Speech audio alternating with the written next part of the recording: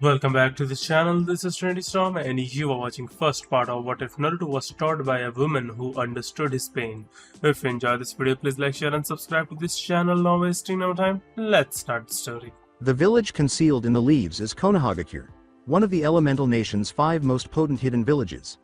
The only hidden village that has withstood multiple conflicts without experiencing the sting of loss.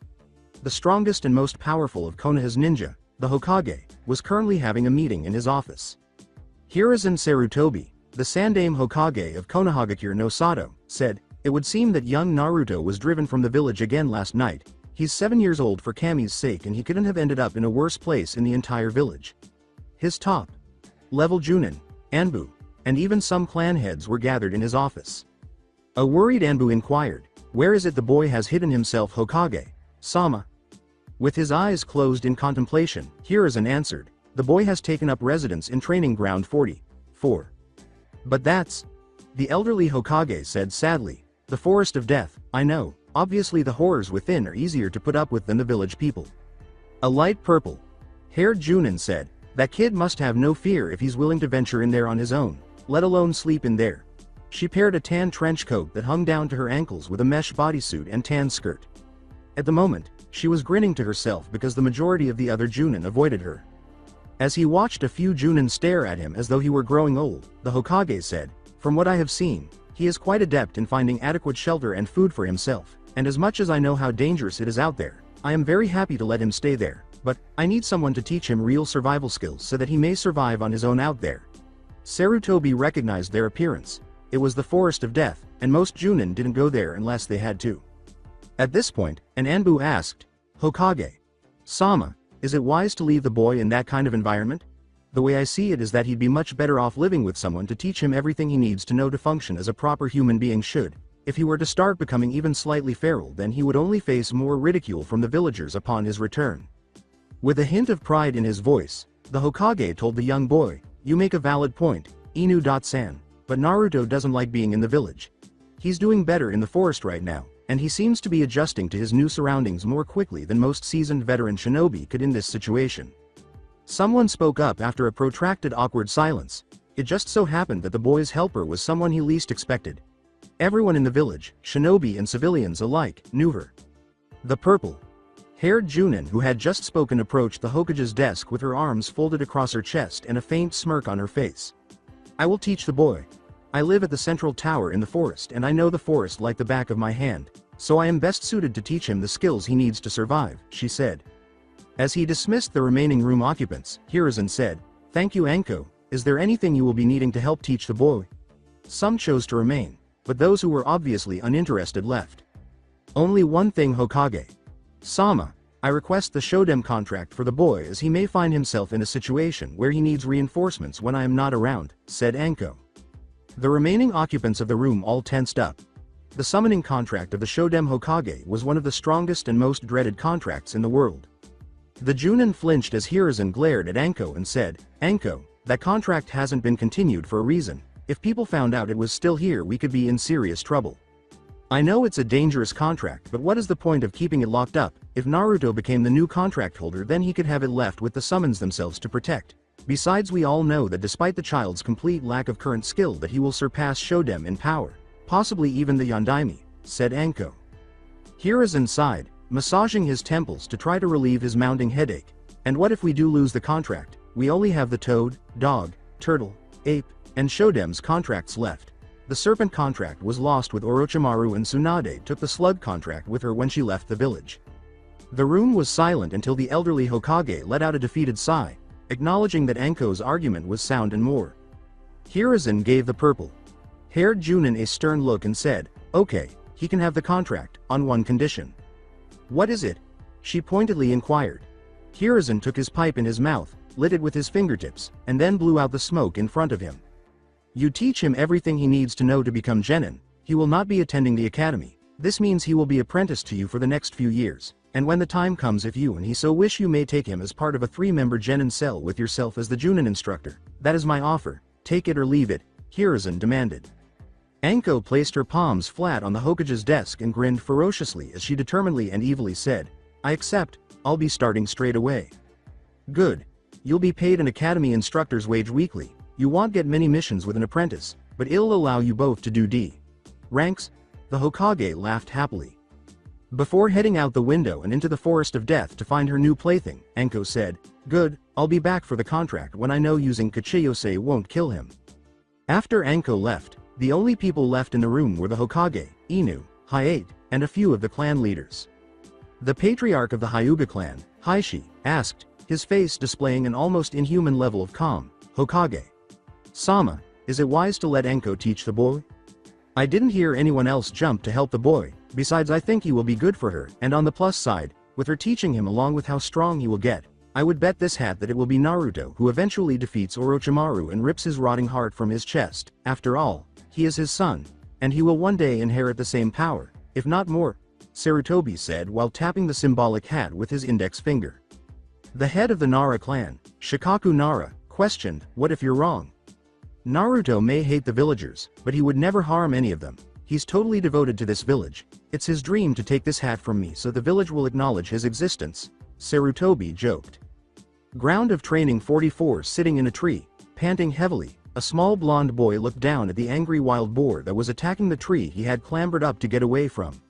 He held onto his homemade spear, which was made from a splintered tree branch and had a rusty kunai fastened together with a flimsy piece of rope. After taking a deep breath, the boy braced himself and leapt from the tree, aiming the spear at the boar. When Naruto saw that the boy's spear had landed awkwardly on the boar's back, hardly piercing the thick, furry skin, he quickly retreated, and the boar charged at him. There was a brief pause in time before the boar crashed headfirst into the ground and skidded to a halt, its throat and body deeply pierced by 6 long, thin, double-edged knives.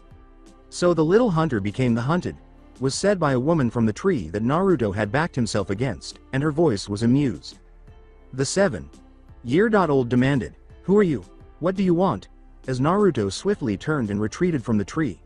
He then snatched up his spear and held it up defensively in front of him. "My name is Mitarashi Anko, and you're in my forest, brat," the woman said with a sadistic smile after falling from the tree. "I don't see your name on it," the blonde shot back, pointing the spear at the woman in front of him and glaring at her.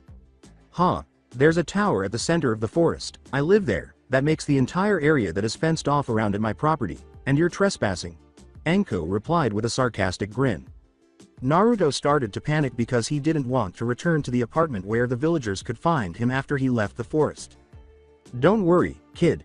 I'm here to teach you how to survive on your own out here, but you'll be staying at the tower with me for the time being," Anko said, laughing as he saw the fear in the boy's eyes. Naruto asked blankly, "Why? What?" inquired Anko inquisitively. As if it were true, Naruto said, "Why would you help me? No one else would. Why would you care? Why would anyone care about what happens to me?" With her back to the young child, Anko said, "Well, you're wrong. The Hokage asked me to train you, so that's one person who cares, and I accepted. So that's 2 people, besides I can relate to your pain of being pushed out of the village." Quietly, the boy said, "You too?" "Yep. How did you think I ended up here in the first place?" replied Anko. Anko spoke up to Naruto, who gave him a cautious look before approaching with his makeshift spear. She pointed to his spear and said, "Might as well leave it, the blade is in bad condition." He glanced at her and then at the forest, asking, "But I need some sort of weapon, don't I?" Naruto, who was 7 years old, jumped a little when a kunai landed between his feet. With a tone that made it obvious she meant business, she said, "There, you get 1 kunai for now. When you advance in training you'll get another, and then another. You have to earn your right to use these tools under my guidance, do you understand?" The boy said, "Understood," Anko, with a determined little smile. She led Naruto to the tower in the middle of the forest of death and said, "It's Anko Sensei to you, brat," as she ruffled the blonde's hair and smiled slightly. "Perhaps this will be more fun than I first expected," she thought to herself. For Uzumaki Naruto, the last 5 years have been difficult. As some of his scars will attest, his sensei and training methods were harsh, cruel, and extremely painful. On a few occasions, Anko had literally trained him right into the hospital, but he had never objected or rejected her instruction or methods, and as a result, he had earned the respect of both Anko and other former trainees. After Anko totally destroyed Naruto's body, she created a new, powerful, quick, intelligent, and, when the situation demanded it, equally sadistic Naruto from the smoldering ashes. Naruto had changed so drastically that he had given up his orange jumpsuit in favor of a black outfit that included a black long sleeved shirt, black zori, and black combat pants. He had the same standard issue Anbu greaves covering his lower legs and a black standard issue Anbu flak jacket over his shirt. In addition, he always carried 2 dark gray utility pouches, 2 shuriken holsters, and 2 wakizashi horizontally against his lower back. Naruto had constructed 2 retractable wrist blades over his forearms and wrists. He was able to equip both of them with firing mechanisms so that he could shoot the blades at the enemy from his wrists. Imagine a predator's wrist blade vambraces, but with only 1 blade per wrist and straight edged katana style blades. To top it all off, he proudly wore his headband on his forehead after receiving his Hite.8, which signified that he was now a shinobi of his village. At the moment, he was surrounded by multiple clones of himself, each brandishing a different weapon, in a sizable grassy clearing inside the Forest of Death. The clone that charged first. After preparing his wrist blades and deflecting the clone's strong spinning blow, Naruto roundhouse kicked the clone into another headed his way.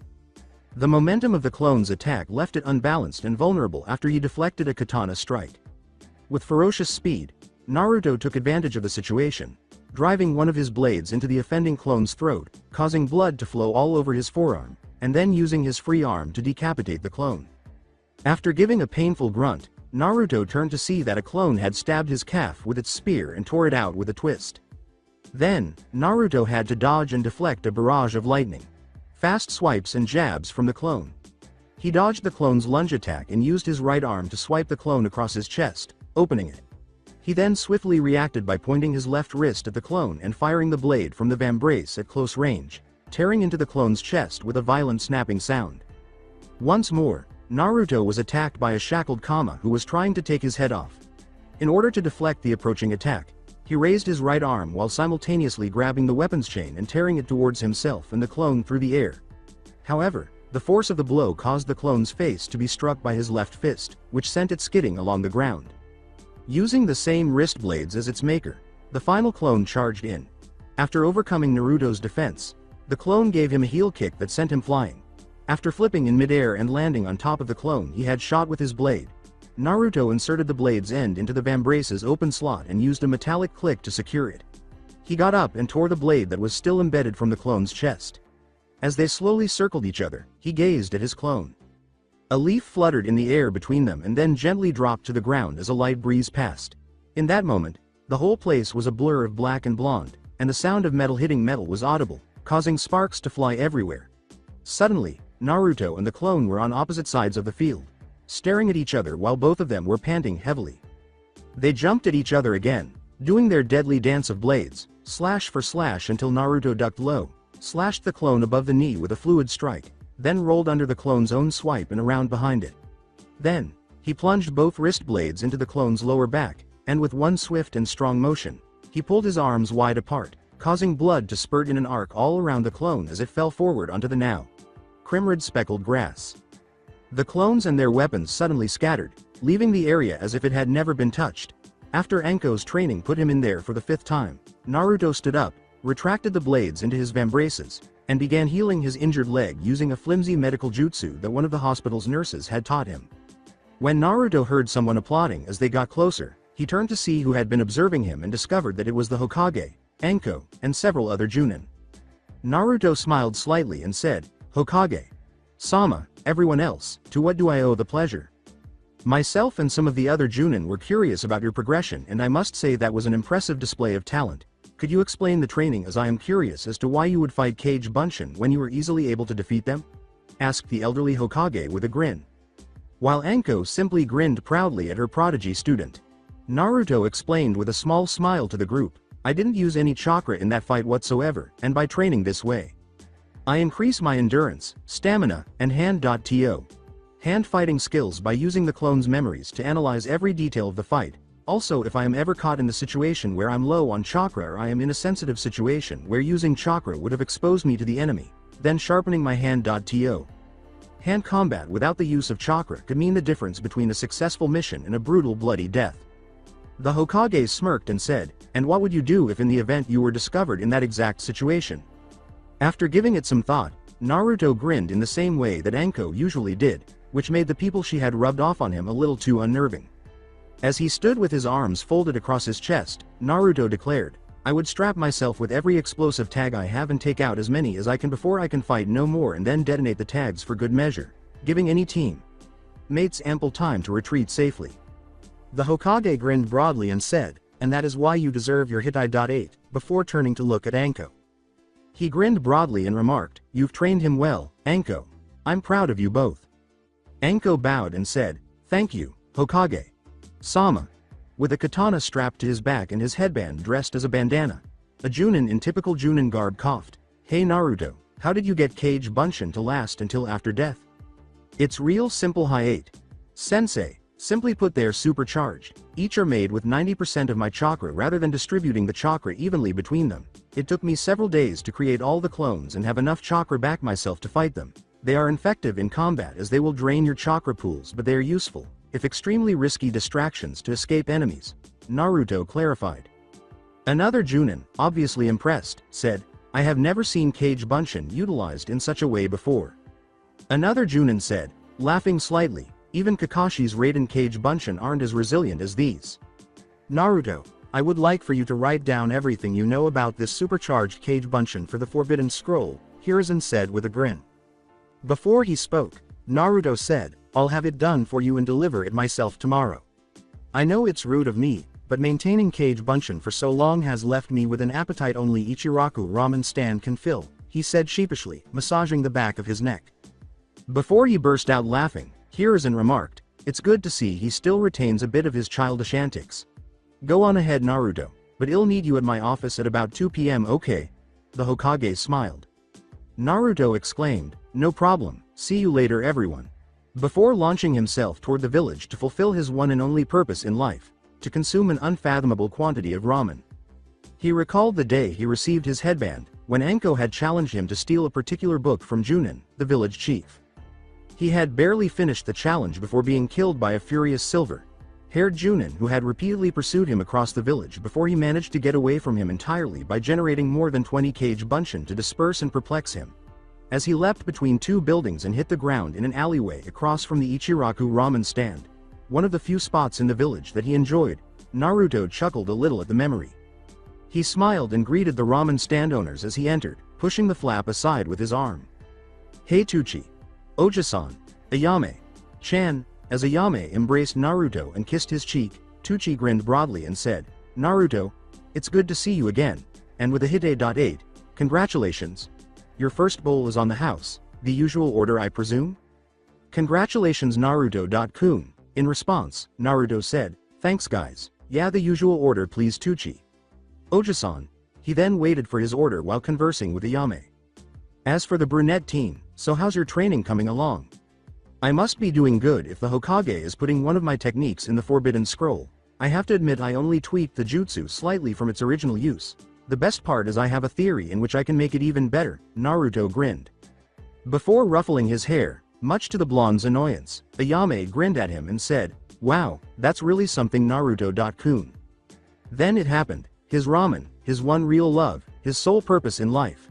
He sniffed it and shuddered a little before he broke his chopsticks and began eating, enjoying every bite of it, even though he was eating quickly because he still had 11 bowls to finish before 2 p.m.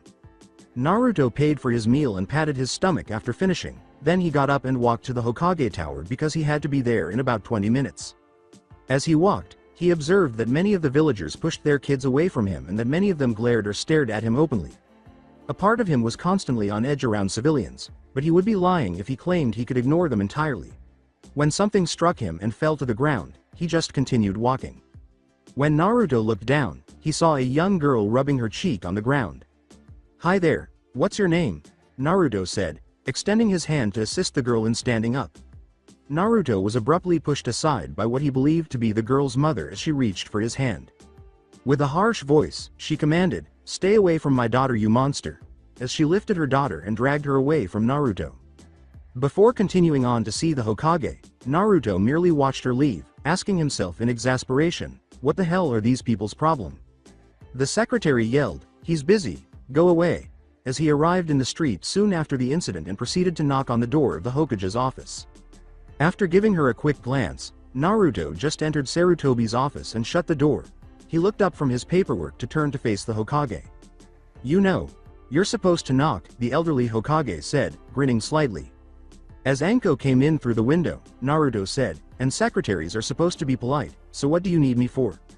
The way Anko had recently begun to enter his office made Sarutobi sigh a little. Tell me about it. Bitch has a tree branch stuck up her ass or something, Anko said. Before he started talking, Hiruzen motioned for the two to take a seat in front of his desk. Hiruzen handed Naruto and Anko a stack of folders, which they quickly perused. This is about team assignments for today's graduating academy students. Seeing as Naruto has the most experience out of any of this here genin, I have decided to let you both decide who you want on your team, within reason of course.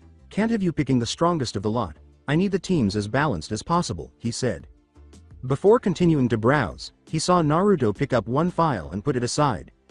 Anko didn't really care. In fact, she was content to let Naruto make the decision because he would have to collaborate with them more than she would. Naruto glanced through the files after she handed them to him. Naruto selected another file after a short while and then arranged a tidy stack of folders on the Hokage's desk. Hiruzen asked, "You've chosen?" Naruto nodded and gave the two files to Hiruzen. "You do like a challenge, don't you? You do realize that you may have to work on some team building exercises with them and get both in decent shape before you take on even low C ranks," Hiruzen said, raising his eyebrows as the Hokage perused the files. Even he was taken aback by his decisions. "I'm positive, and I know that our work is cut out for us. I'll pick them up from the academy myself tomorrow. I know Anko Sensei has a mission tomorrow, so he'll get them properly dressed and equipped for actual missions, then run them through the training plan we have been talking about. From what I've heard about genin cells, the team only gets serious about the job once someone on the team gets killed." "I don't want that happening to my own team," said Naruto as he gazed at the Hokage and Anko as he spoke. "What prevented you from taking the Uchiha?" inquired Sarutobi inquisitively. "Honestly, I knew what this meeting was about before we came here. I've been observing possible candidates. Knowing who had passed yesterday let me quickly choose who I wanted on my team, and I didn't make my decisions lightly. I've observed the class for some time and the Uchiha is arrogant and selfish. He thinks of nothing but his own advancement in power. If anything, he's the graduate who poses the biggest risk to himself and his team," Naruto clarified. The Hokage nodded his head. It's not that Naruto could have picked him anyhow, but the civilian side of the Konoha Council and everyone else appeared to revere the ground the Uchiha walked on. Before dismissing them both from his office to return to the most evil and feared force in the elemental nations, Hiruzen said, "Then it's settled. Haruno Sakura, Hyuga Hinata, and Uzumaki Naruto are now Team 7 under Mitarashi Anko. Good luck, both of you." He didn't notice a note on his desk until he was leaving the room, so he picked it up and read it. "Kage Bunshin is handy for doing huge amounts of tedious training in a short amount of time, Naruto." Sarutobi Hiruzen, who was praised as the god of shinobi by both allies and enemies, was stunned for the first time in years that a simple genin could defeat an opponent he had spent more than 40 years of his life fighting. Sarutobi rubbed his temples and then divided and conquered the life, sucking paperwork on his desk using the Kage Bunshin technique. "That kid is going to be Hokage one day," he said. Anko had to ask her what was on her mind when she left the office, while Naruto and Anko were making their way back to the forest. "Why those two?" was her direct question. "Because I think we can use their abilities quite well. The Haruno girl has perfect chakra control, so we should work with her to use genjutsu. A skill that I myself do not have adequate control for, in the Hyuga's eyes, and taijutsu are good, not to mention her profile says she makes healing salves. If we could get her some medic training, then I think we will have the perfect team. Myself being the weapons and ninjutsu specialist," he replied with a grin on his face. "That's a pretty smart idea, brat," Anko said, complimenting him and expressing surprise that he had planned so, based on a quick scan of the files. Naruto smiled at her and said, "My goal is to please." They paused on a big branch with a view of a tastefully constructed, reasonably sized, two-story tree house that Anko had given him for his birthday during their second year of training. Because she had some bad habits of her own and Naruto detested being around her when she was unwinding, Anko had persuaded one of her Anbu friends to build it covertly for her student. The tree house itself was well hidden, elevated above the ground, and the trees around it were strewn with traps to deter intruders, whether they were shinobi or forest animals. "After all, I feel like tomorrow is going to be a long and stressful day," Naruto said with a smile as he turned to face Anko. Before running off to the central tower, or Anko Land as she liked to call it because it was frequently used in the Chunin exams, which, according to her, made the forest come to life with the screams and the blood that gets spilled, the Junin said, "Okay brat, good luck tomorrow, let me know how you get on."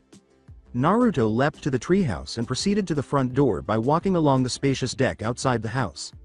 As was his custom, he unlocked the door and went inside, locking up behind him before heading upstairs to take a shower in the bathroom. After that, he would have a cup of instant ramen before turning in for the night. The sound of tapping roused Naruto, who sat up and rubbed his eyes before turning to see a tiny sparrow tapping at his bedroom window. After removing his bed linens, he went to the window wearing just boxers. When he opened it, he saw that the bird had a message affixed to its leg. Carefully handling the tiny bird to avoid harming it, Naruto took the note. Naruto finally removed the note and released the bird from his grasp. Still a little drowsy, he read the note aloud to himself after unraveling it. The blonde scowled and said, "Be at the academy for 1 p.m. Then it hit him. He had to meet his team today because Anko couldn't come get them, so it was up to him now. He noticed he had a few hours to kill when he glanced at his alarm clock.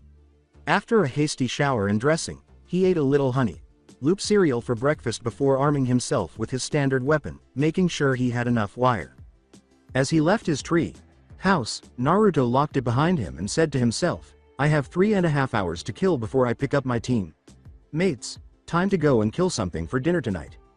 Now, what should I get, boar or snake? 1 p.m. at the academy." With a horizontal scar that ran across his nose and from cheek to cheek, a Chunin said, "Team 7 will consist of Haruno Sakura, Hyuga Hinata, and," his hair, neatly pulled back into a ponytail, was brown and light tan. A girl in a red dress with long, flowing bubblegum pink hair, a Konoha Hite.8, held her hair back from her face and said, "Who else, Iruka? Sensei." Before the door to Iruka's classroom opened and a blonde boy wearing all black, including the black Endo armor, he said, "I don't know Sakura, all I can tell you is that Mitarashi Anko is your Junin instructor, which probably means." With his arms folded across his chest, Naruto looked around the room critically. Iruka said to the blonde, "Ah Naruto, it's good to see you, finally got your Hite.8 too I see." Naruto smiled and said, "Thank you, Iruka. I'm doing fine, I'm just here to pick up my teammates. Anko-sensei is on a mission." When Naruto heard the classroom door slide open, he turned to see Iruka's teaching assistant, Mizuki, enter the room carrying a stack of papers. At Naruto, Mizuki scoffed and said, "What are you doing here, brat?" With his eyes fixed on Mizuki's, Naruto said gravely, "Nice to see you too, here let me help you with those papers." As though he wanted to assist, Naruto just slapped the pile of papers out of Mizuki's arms and grinned as they fell to the ground. As he gripped the hilt of one of his wakizashi and pulled the blade an inch from its scabbard, Naruto's features changed dangerously. He shot Mizuki a sadistic glare while he spoke, his words brimming with resentment for the silver-haired Chunin. "Better watch who you're speaking to, next time I'll put you in hospital again." Mizuki gave Naruto a fierce look as he quickly gathered up the strewn papers. "I'm here to pick up Haruno Sakura and Hyuga Hinata for Team 7. Anko could not make it to pick you up today, so if you would follow me ladies, I will explain everything you need to know about our training and missions together from now on as Team 7, he said, turning back to the class and identifying faces in the crowd. The blonde waited for the girls, who rose from their seats and began to make their way to the front of the room when a voice came from the far end of the room. "Who are you?" When the blonde turned to face the boy who had spoken, she saw a dark-eyed boy with pitch black hair that spiked out at the back of his head, a dark blue shirt, and a Hite.8 around his forehead. Naruto knew who this child was, and he wasn't going to give him anything to boost his ego. The blonde remarked, "That's not really your concern now, is it?" On his way out the door, he swatted the pile of papers from Mizuki's hands once more and gestured for the girls to follow him. "You should know better than to upset him, especially knowing who he is and who taught him," Iruka said with a sigh and a slight glare at Mizuki. The two girls were led by Naruto from the classroom to the academy's roof. After he had them seated, he waited for the two girls to sit on the steps in front of him while leaning against the railings. He examined them critically, noting that Hinata winced at his stare and Sakura didn't appear to care all that much. Then he smiled and began to talk. Naruto smiled as he introduced himself. "My name is Uzumaki Naruto, and I am your new team mate, and I will also be helping Anko Sensei train you properly. We both want you prepared for shinobi life." Sakura responded as though the boy in front of her was saying nothing at all. "But we've had 4 years at the academy, we're already ready for missions." "So you think you're ready for this life?" asked Naruto with a sly smile. Sakura gave a firm nod, while looking up at the sky and leaning back with his hands on the railings. Naruto asked. You know, a previous team some years ago thought so too. They thought they were capable of starting missions straight away and they were capable, but, on their third Circa rank mission they were ambushed by Noob.nin, leading to 2 of the 3 genin being slaughtered mercilessly before their sensei could step in, all because their skills were still academy level. Do you know whose team that was? Whose Team W. Was it? The bashful Hyuga stammered. As his gaze dipped to the 2 girls, who were gaping in disbelief, Naruto remarked, Namikaze Minato's, the 4th Hokage when he was just a genin, under the training of the Toad Sage, Jiraiya. They died needlessly because they didn't sharpen their skills like Minato did, and that's why they died, and he was able to hold off the Noob.nin long enough for Jiraiya to arrive and deal with them, Naruto said with a slight grin. But the Leaf was at war then. We want encounter other ninja on Circa ranks, Sakura argued. In the blink of an eye a war can start. Konoha has enemies, and a lot of them. Uchiha Itachi, Orochimaru of the Dentetsu no Sannin. The list goes on, and that list includes Iwagakure, another of the big 5 hidden villages, and our relations with Kumo are strained, and as for our relations with Kiri are non-existent. The fact of the matter is that no matter how unlikely it is that you'll encounter enemy shinobi, it can and still does happen regularly, Naruto clarified. That's why we won't be taking C-rank missions until I know we are ready. That's why Anko Sensei and I have a plan for your training. We will start training tomorrow at 8 AM till 12 PM, followed by a break for lunch until 1 PM. Then we will be taking D-rank missions until 6 PM, Monday to Friday. The weekend is free for you to relax, train or whatever, Naruto explained, causing the girl's eyes to widen. You can't be serious, Sakura questioned. She was obviously anticipating a few missions and a few hours of training each week, along with plenty of downtime. I'm deadly serious, and if you're late, you will do extra training on top. If you fall behind, you'll end up in hospital, especially with Anko Sensei's physical training techniques. Believe me, I know firsthand, Naruto warned both of the girls. Anko Sensei isn't going to hold your hand on missions. She expects us to be able to handle ourselves without her help. And she will make sure that you can. She will break bones if she has to. It will happen. Suddenly, the 2 girls appeared uncomfortable and uncertain. Hey, so long as you both put the effort in, there's no reason as to why you shouldn't get strong. I've been training with Anko Sensei for 5 years straight. Naruto chuckled. She's tough but she's good. The awkward silence was broken by Naruto. Naruto grinned broadly at the 2 girls and said, so tell me about yourselves. Likes, dislikes, hobbies, and dreams, that sort of stuff. Hinata, why don't you go first? He asked. Well, I am the heiress T.To the Hyuga CL. Clan and M.My likes include C. Cinnamon buns, M. Making my own heat. Healing salves A. And M.My favorite animal is an F. Fox. The girl paused, then took a deep breath before continuing. ID. Dislike ignorant P. People, rapists and the H. Hyuga elders. IG. Get nervous around large groups A. And IT. Tend to fidget a lot. M.My dream is T.To. Become a good K kunoichi and earn the R. Respect of M.My Circa clan. Cool, and you Sakura? I like to relax with my friends, which I now can't do. I like to read, solve puzzles, and I like Uchiha Sasuke and hope to gain his approval of my skills as a kunoichi. I dislike perverts, including rapists, insects, loud people, and now I dislike you, very much, said Sakura as she stared blankly at her blonde opponent. Naruto laughed out loud. You dislike me now? Wait until tomorrow's training. If you're lucky, Anko will start you both off slowly and ease you into training, but there's absolutely no chance at all of that happening. You either learn quick or die with Anko Sensei. If Sakura had previously appeared irritated, she was now frowning. It was obvious that she was living in a fantasy world of heroic quests, rescuing princesses, fighting evil men, and rescuing the day when, as was human nature, reality was far bloodier and more violent. She was obviously still thinking like a child playing ninja, and it would be entertaining to watch her break.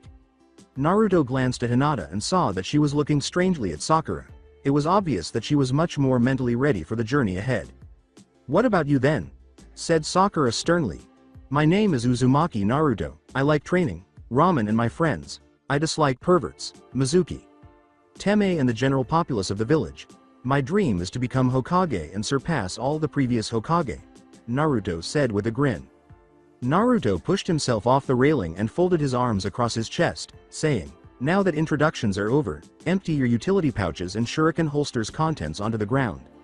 Sakura, not wanting to simply throw her belongings on the ground, asked, "Why?" With a hint of irritation, the blonde clarified, "Just do it, it will save you time tomorrow, and quite possibly a lot of pain too, as I am much more lenient than Anko Sensei." Sakura let out a sigh as she and Hinata dumped their weapons and gear on the ground. She then observed Naruto kneeling down and examining Sakura's first weapon. Before addressing her, Naruto knelt and took a kunai from her pile. He glared at the girl, saying, "Are you serious about being a kunoichi? Because by looking at this, it's not convincing, bin it? All of it?" He held the kunai in his hand up and said, "Is bent to fuck. Your shuriken are blunt.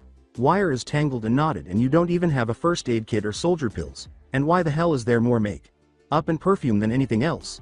he said sharply. "Hinata, you have only 6 kunai, 10 shuriken, and a basic first aid kit, and at least you have a neatly kept reel of wire, but why do you have so few kunai and shuriken?" asks Naruto, who approaches Hinata's pile and kneels down to examine it. He is irritated by the girl's inadequate or damaged equipment. Hinata nervously clarified, "M.My clan only Al allows us T.To circa carry S.So many weapons." That was lesson 1, equipment check and maintenance of said equipment. You both failed. Lesson 2, what in Kami's name are you both wearing? Naruto responded with a sigh. Sakura, obviously irritated, demanded, "What's wrong with our clothes?" At the end, Naruto gave Sakura a very direct look and said, "What's wrong? I could see you easily in the dark with those clothes, and if I can see you, assume the enemy can as well. You might as well wear a neon orange jumpsuit next to that dress, and I can smell you if you wear perfume."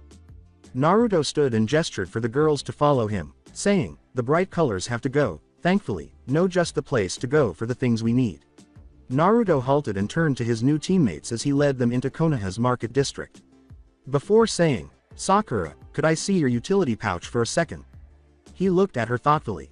With a frustrated sigh, Sakura gave Naruto her utility pouch, but he threw it in the trash, saying, "I told you to bin it." She almost screamed as she went to get her things from the bin. "Hey, that's got all my make up in it," she exclaimed.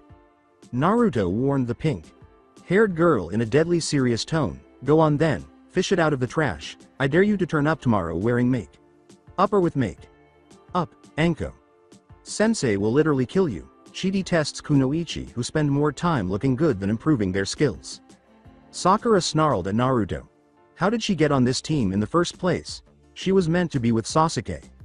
Naruto led the girls into an old store and proceeded to the front counter, where a woman with long black hair and piercing green eyes stood.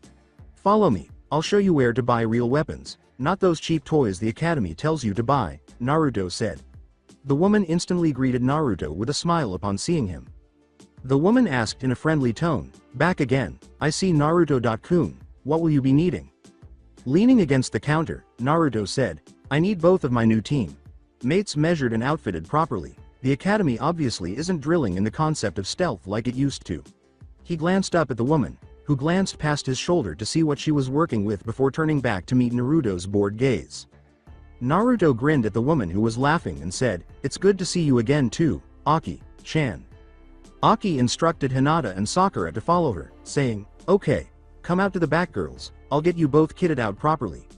Naruto was left patiently waiting in the main shop after all 3 of the girls vanished. 20 minutes or so later, Aki and his teammates came back, both girls wearing all black outfits reminiscent of Naruto. Sakura was now dressed in a black zori, a loose, short-sleeved black shirt, and black cargo pants that were tapped at the ankle with dark bindings. She wore black anbu style arm guards and greaves, and she wore the same style black anbu flak jack over her shirt. She had a slight smile on her face for some reason. Hinata, on the other hand, wore precisely the same attire, with the exception that her shirt was long-sleeved. She appeared happy, if a little ashamed, about the tight clothing that Aki had chosen for her. She got to her feet, twitching her fingers. Naruto said, "Well, how do you feel?" As Sakura put it, slightly stupid. "And you, Hinata?" Uncomfortable W. Without M.My jacket, was the only thing she could manage to say while blushing. Naruto grinned at the 2 girls and said, "Well, if you dress like serious shinobi, you'll be treated as such." They nodded at his reasoning after a brief pause. Naruto looked at Hinata and thought, perhaps removing the jacket will boost her confidence a bit. Naruto turned to the dark-haired woman, who merely nodded and smiled in response. "Please, Aki. 10 of each outfit, minus the armor and Zori. I will only need a single set of those for now, Naruto said. Following Aki's preparation and packing of everything, Naruto paid for the clothing himself and escorted the girls out of the store, bidding Aki farewell. As he led the girls away once more and into a dilapidated weapons store, Naruto remarked, "Right, next thing we need is to get you both proper weapons and equipment." The building's exterior was deceptive, though, because the interior was obviously a store selling premium forged weapons. Naruto yelled, "Muramasa-san," and attracted the attention of a tall, broad-shouldered, muscular man. The man smiled at the blonde and said, "Ah, Naruto.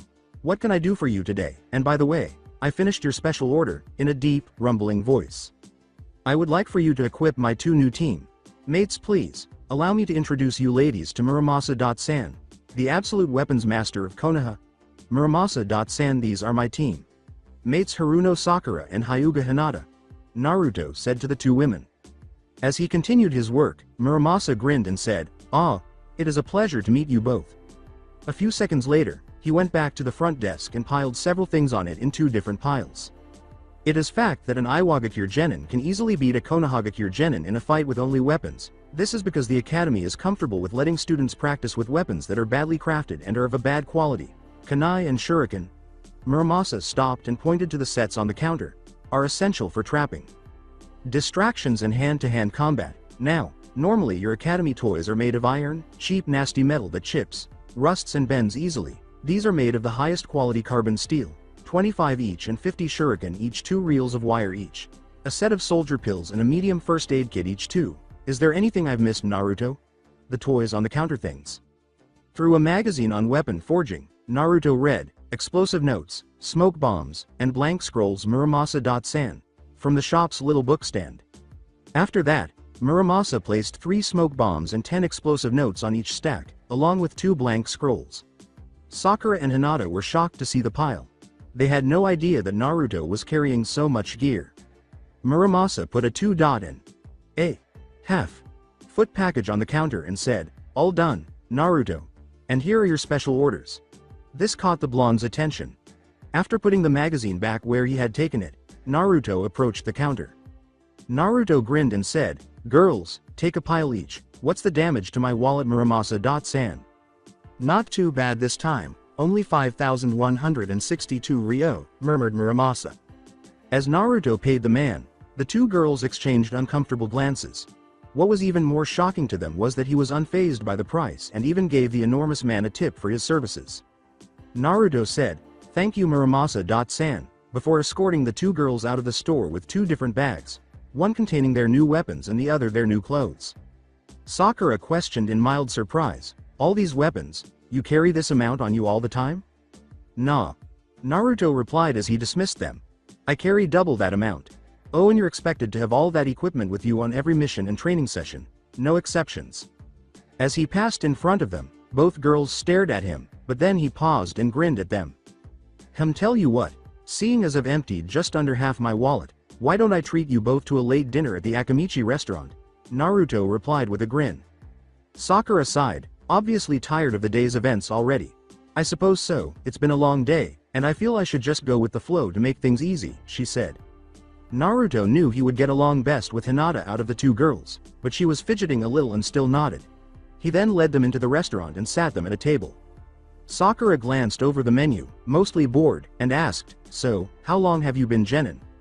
4 years, 2 months officially. I've been doing D ranks since yourselves started the academy," said Naruto. Hinata joined in, saying, haven't seen you around the versus Village B before." Sakura asked, smirking slightly, "Yeah, do you live in a hole in the ground or something?" Never taking his eyes off his menu, Naruto answered, "No, I live in a tree, and I don't live within the village populace. I find it more peaceful that way." Strangely, both girls glanced at Naruto and then back at each other. "A tree?" Sakura inquired, perplexed. Naruto looked up blankly from his menu and said, "Yeah, you know those massive brown things with the leaves." Sakura shook her head in response, saying, "You are so weird." Hinata blushed, unable to contain the tiny smile that threatened to burst into laughter, and Naruto simply winked and grinned at her. Soon after, a waitress came over to take the group's order before heading out to get their drinks. Naruto looked up to see the same child who had called his name in the academy classroom, flanked by a boy wearing a gray jacket, red fang tattoos on his face, and a small puppy hanging out of his zipped jacket. "Well, look here, we seem to have stumbled upon Team 7, said a familiar voice from behind the two girls. A boy with dark sunglasses and a trench coat that obscured most of his face and body was on the opposite side. Even though Naruto was well aware of the identities of the three boys, he refused to comply with the impolite request from the Uchiha boy. Sasuke sneered and said, "Sakura, what are you and the Hyuga wearing?" Sakura asked hopefully, "Oh, it's my new outfit, do you like it? Sasuke-kun? You look more idiotic than before." Sasuke sneered again before folding his arms across his chest. Not unnoticed by Naruto, both girls appeared to deflate upon hearing this and looked down a little. The raven-haired Uchiha yelled, "You!" at Naruto, who was still examining his menu and ignoring the boy. Sasuke yelled angrily, "I'm talking to you," as he tore the menu out of Naruto's grasp and tossed it across the table. Naruto let out a sigh and cast a bored glance at Sasuke. "And?" Sasuke glared and demanded, "And you should show Uchiha the proper respect due. When I talk, you listen." Naruto answered calmly and seriously, "Is that so? Well then, when I see a Uchiha that has earned my respect, I will do." Sasuke said, "You would do well not to make an enemy of me. My name is Uchiha Sasuke. Remember it, for one day you will be my subordinate," as though it were a given. Sasuke demanded for the second time that day, "Now, tell me your name, then." Naruto pointed to the other two members of Sasuke's team and said, "Okay, first you rudely demand my respect and name, you insult my team mates and make a scene in a clan-owned restaurant. How do you think he feels with you making a scene in here?" Sasuke glared at Naruto and remarked, "As if I care about their feelings, they are both below me and will only slow myself down." "If that is the case, then you truly are a monster," Naruto said directly to Sasuke as he stared at the Uchiha, completely speechless. He then turned to face the two boys who were glaring at the Uchiha. Before Sasuke growled and bounded off, with the other two reluctantly following, Naruto said gravely and sympathetically, "Gentlemen, if I were you, I'd keep a close watch on your team mate just in case he gets you killed to save his own worthless hide." The words, "Thank you Naruto," were spoken softly by Hinata. Sakura said softly, her head still slightly lowered, "Yeah, thanks." With both girls blushing slightly, Naruto said gravely, "Hey, don't you dare listen to the likes of him. You two are twice the person he will ever be. Besides, I think your outfits make you look more professional and attractive." As the waitress brought their orders and drinks together, Naruto exclaimed, "Food!" with such excitement that both of the girls deadpanned at his outburst. After paying for dinner, Naruto left the girls' company and instructed them to report to Training Ground 39 at precisely 8 in the morning the following day. He then headed toward the central tower of the Forest of Death to visit Anko, knowing that she had completed her mission and would be lounging at home by now. After breaking through the tree line, Naruto reached the tower in less than 30 minutes and entered through the balcony doors on the uppermost floor of the 5-story structure. "Anko. Sensei, I'm back from the team meeting," Naruto yelled for Anko as soon as he entered the building. "I'm in here, brat." Anko's voice rang out from her apartment. Naruto sighed as he entered her living room and saw what he had just seen. Anko was reading the same orange book he had taken away from the well-known cop.cat, Hitaki Kakashi, for his genin graduation exam while sprawled out on her couch in nothing but a pair of dark purple silk underwear. "Anko, how many times do I have to ask you, if you know I'm coming over, please put some clothes on or at least a shirt?" Naruto was about to scream. With her eyes glaring at him, Anko responded dangerously, "This is my house, I'll dress or undress as I please. By the sounds of things you don't like what you see. Is my body ugly? Is that it?" Naruto defended himself by saying, "I never said you didn't have a beautiful body," but she cut him off. Anko turned a page in the book and snapped, "Then shut up you little pervert, enjoy the view most men would kill for and tell me how it went." "Good, both girls are properly equipped and are aware of our agreed weekly routine for training," said Naruto. "Good, how did they seem physically and mentally?" With a sigh, Naruto sat down on the opposite side of the room and looked at Anko before answering her query with a note of worry in his voice. "The Hyuga girl is mentally prepared. The Haruno is still living in a fantasy. Physically, they are both looking very weak, especially the Haruno. The Hyuga at least will have her family taijutsu to fall back on. In short, we've got a lot of work to do," Naruto concluded. Anko turned another page in the book and said, "Bored, fun stuff." The awkward silence in the room was exacerbated when Anko turned to face Naruto and he gave her a slight glare instead of a blank stare. Naruto was furious that she had taken advantage of his genin test to obtain a book for her own viewing pleasures. In addition, she had repeatedly threatened to use one of her poisonous snake summons to bite his manhood if she caught him reading such a book, even though she had described the punishment in far more graphic and vivid detail. Naruto said sharply, "You warned me about reading that smut and then go and read it yourself? You're such a hypocrite," as he spoke. As she closed the book and sat up, Anko explained, "I prejudged it. It's not that bad if you don't mind the copious amount of absolute disgustingly hot and enticing sexual scenes." She had a slight flush from reading the book's adult content. Naruto gave his sensei a frustrated glance and said, "That is generally what is interpreted as pornography.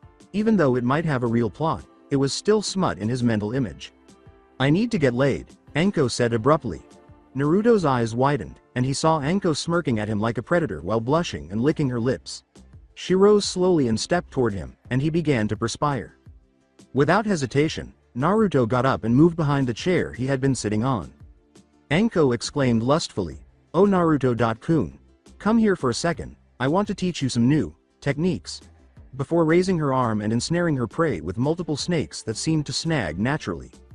The blonde exclaimed, "Shit," and then rolled aside. "Oh, I love him feisty Naruto-kun," Anko purred, licking her lips and grinning predatorily at the boy. Before he fled the tower at his fastest possible speed and headed home, Naruto panicked. According to Anko, getting laid meant leaving Dodge as soon as possible, or risk being raped and living a life of shame. She once chased Naruto around the forest of death for 3 days before a poor, unprepared Anbu showed up to deliver a message. This wasn't the first time he had been in this predicament, and he now attends weekly group therapy sessions every Wednesday from 4:30 to 6 p.m. Naruto could only imagine the atrocities his sadomasochistic sensei inflicted on the poor bastard. The idea of sharing his fate made him shudder. She had previously sent another Junin to the hospital with multiple cuts and 2 broken arms, not to mention the mental stress she had caused him. He was now a permanent resident of the hospital's Konohagakure mental health ward, and it seemed that opposing Anko posed just as many risks as allowing her to have her way. And, if he could avoid it, he was going to suffer from both. He ran as fast as he could to get home, where he could lock himself in and wait until morning, but even then, he doubted Anko wouldn't tear the forest apart in search of anyone. In fact, rape isn't the word to describe what Anko would do to him if she caught him. Then it came, and an incredibly loud, high-pitched scream, and Naruto visibly relaxed. He was safe and someone else was going to have to put up with her all night long, better than him. Fortunately, he had avoided her every time she had gotten this bad so far, and it had actually helped him achieve a level of speed and evasion that most Chunin didn't have. They say that fear of death inspires people to live, but Naruto would disagree, preferring to face the Shinigami and begging him to take him rather than spend the night as Anko's plaything. When he arrived at his house, he slowed down and went inside, locking the door as soon as he was inside. He sighed and combed through his hair before deciding to take a shower to relieve the stress and grime of the day and to help him relax after his hurried escape from Anko. As he stood beneath the hot stream of water, he reflected on the events of the day. The Uchiha had irritated him, which was not easy to do. He would watch the stuck-up prick in the future. His thoughts then turned to his 2 team mates, wondering if he had made the right choices and if they would die horribly tomorrow. Lastly, he thought about the little girl from yesterday in the marketplace. He wondered if her mother was always so protective of her, or if it was just him. With a sigh, he exited the shower and turned off the water before reaching for a towel. After drying off, he put on a loose-fitting t-shirt and shorts before heading downstairs to sit and open his package from Muramasa's store. After breaking through the packaging, he extracted 2 blades without a handle that were composed of a shimmering metal that had a bluish tint. He examined the blades for flaws and defects and was pleased to find none. Perfect. He muttered to himself as he approached a large cabinet, opened it, placed the blades inside, and then closed and locked it. Naruto muttered, "I need to learn some sealing jutsu." As he peered at the locked cabinet, realizing that the lock wouldn't prevent anyone from entering, he shrugged his shoulders and headed for bed, only to be startled by another deafening scream coming from the middle of the forest. With a chill running up his spine, he stopped and walked up to his room. As he climbed into bed and gradually fell asleep, he told himself, "Poor bastard will be in therapy for the next decade." The following day Anko and Naruto were already at the training ground, awaiting the arrival of the 2 girls. Because of her nocturnal activities the night before, Naruto was not surprised to find his sensei in an unusually joyful mood. At least her cravings had been satiated, at least for the time being. "You look overly pleased with yourself, so who's the unlucky bastard?" replied Naruto. Anko was grinning wickedly as she said, "Amino Iruka, an Academy Chunin instructor. He came to deliver a message from the Hokage but, I forgot what he was saying before I." Naruto stepped forward to welcome the two girls, saying, "I get the picture, I do not want details. Thank you very much Anko. Sensei, here they come." He waved the girls over with a bright smile. Naruto said, "Good morning ladies, I hope you both slept well?" Both girls smiled at him and nodded slightly. Naruto began, "Good, now let me introduce you to our team sensei," but Anko cut him off. "My name is Mitarashi Anko, Anko. Sensei to you both, and your own personnel hell starts today," Anko said, his smile widening with each word as he stepped forward and glanced at the two girls. "Right, I want laps around this training ground, full speed sprinting, we'll start at 20 laps, Anko said with a sweet smile. Sakura practically let out an exclamation of horror. 20 laps? Are you serious? As both girls bounded off around the training ground, Anko growled, 40 laps, want to make it 60? Get running, go on, go, at them. Naruto, bored, asked from next to Anko, evasion and endurance training? As she watched the girls attempt the 6th lap, she said, yup. Then, each of Anko and Naruto pulled out a handful of kunai. Naruto sighed, just cut them, Anko. Sensei, instead of killing them. After the 8th lap, Sakura began to slow down, and Anko said in a mocking tone, don't worry yourself, it would be instantaneous. I didn't say you could slow the fuck down Pinky, run. Faster. Anko shouted from within range, causing one of her kunai to graze the back of one of Sakura's legs. The girl then started running in terror, then slowed down a little to resume her usual pace. This continued for another 30.2 laps. Hinata only needed 3 kunai encouragement throws, while Sakura required about 7, 11, 19, and they lost counted a while ago. They would simply count the cuts after they were done, not that they cared much to begin with. After glaring at the blonde, Anko said, you were right, brat. We definitely have a challenge on our hands here, she sighed, turning back to face the two girls who were now panting and on all fours in front of them. Oh, stop complaining, sensei, you love a challenge, especially one that involves elements of torture and pain. Naruto stopped and thought. He concluded with a cunning smile, drawing a stern glare from the Junin. You know it, I know it, and now Amino Iruka knows it. Naruto sighed in frustration as Anko said, hey, the funny thing is he lasted longer than the others. As he watched the two girls slowly stand up, Naruto said sourly, I didn't need to know about Amino. Sans endurance, pain threshold, whatever. Anko asked gravely, okay, seriously, are you at all interested in women, men? With his arms folded across his chest, Naruto said bluntly, women, and yes I am. With a sly smile, Anko teased him, is that why you've been observing the Hyuga's chest since she began running? They must be fairly large for her age to bounce like that. Naruto yelled, fuck off, at her. In all honesty, he had noticed that he was looking a few times, but was he making it so clear that Anko could see too? He just dismissed it and carried on observing the girls' development. The two girls were made to perform press-ups with weights on their backs for the remainder of the morning.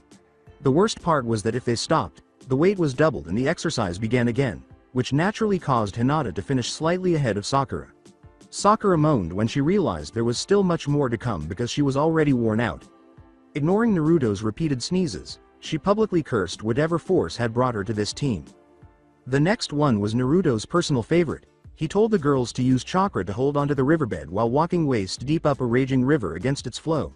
However, the force of the swiftly flowing water made it nearly impossible to stand, much less focus chakra.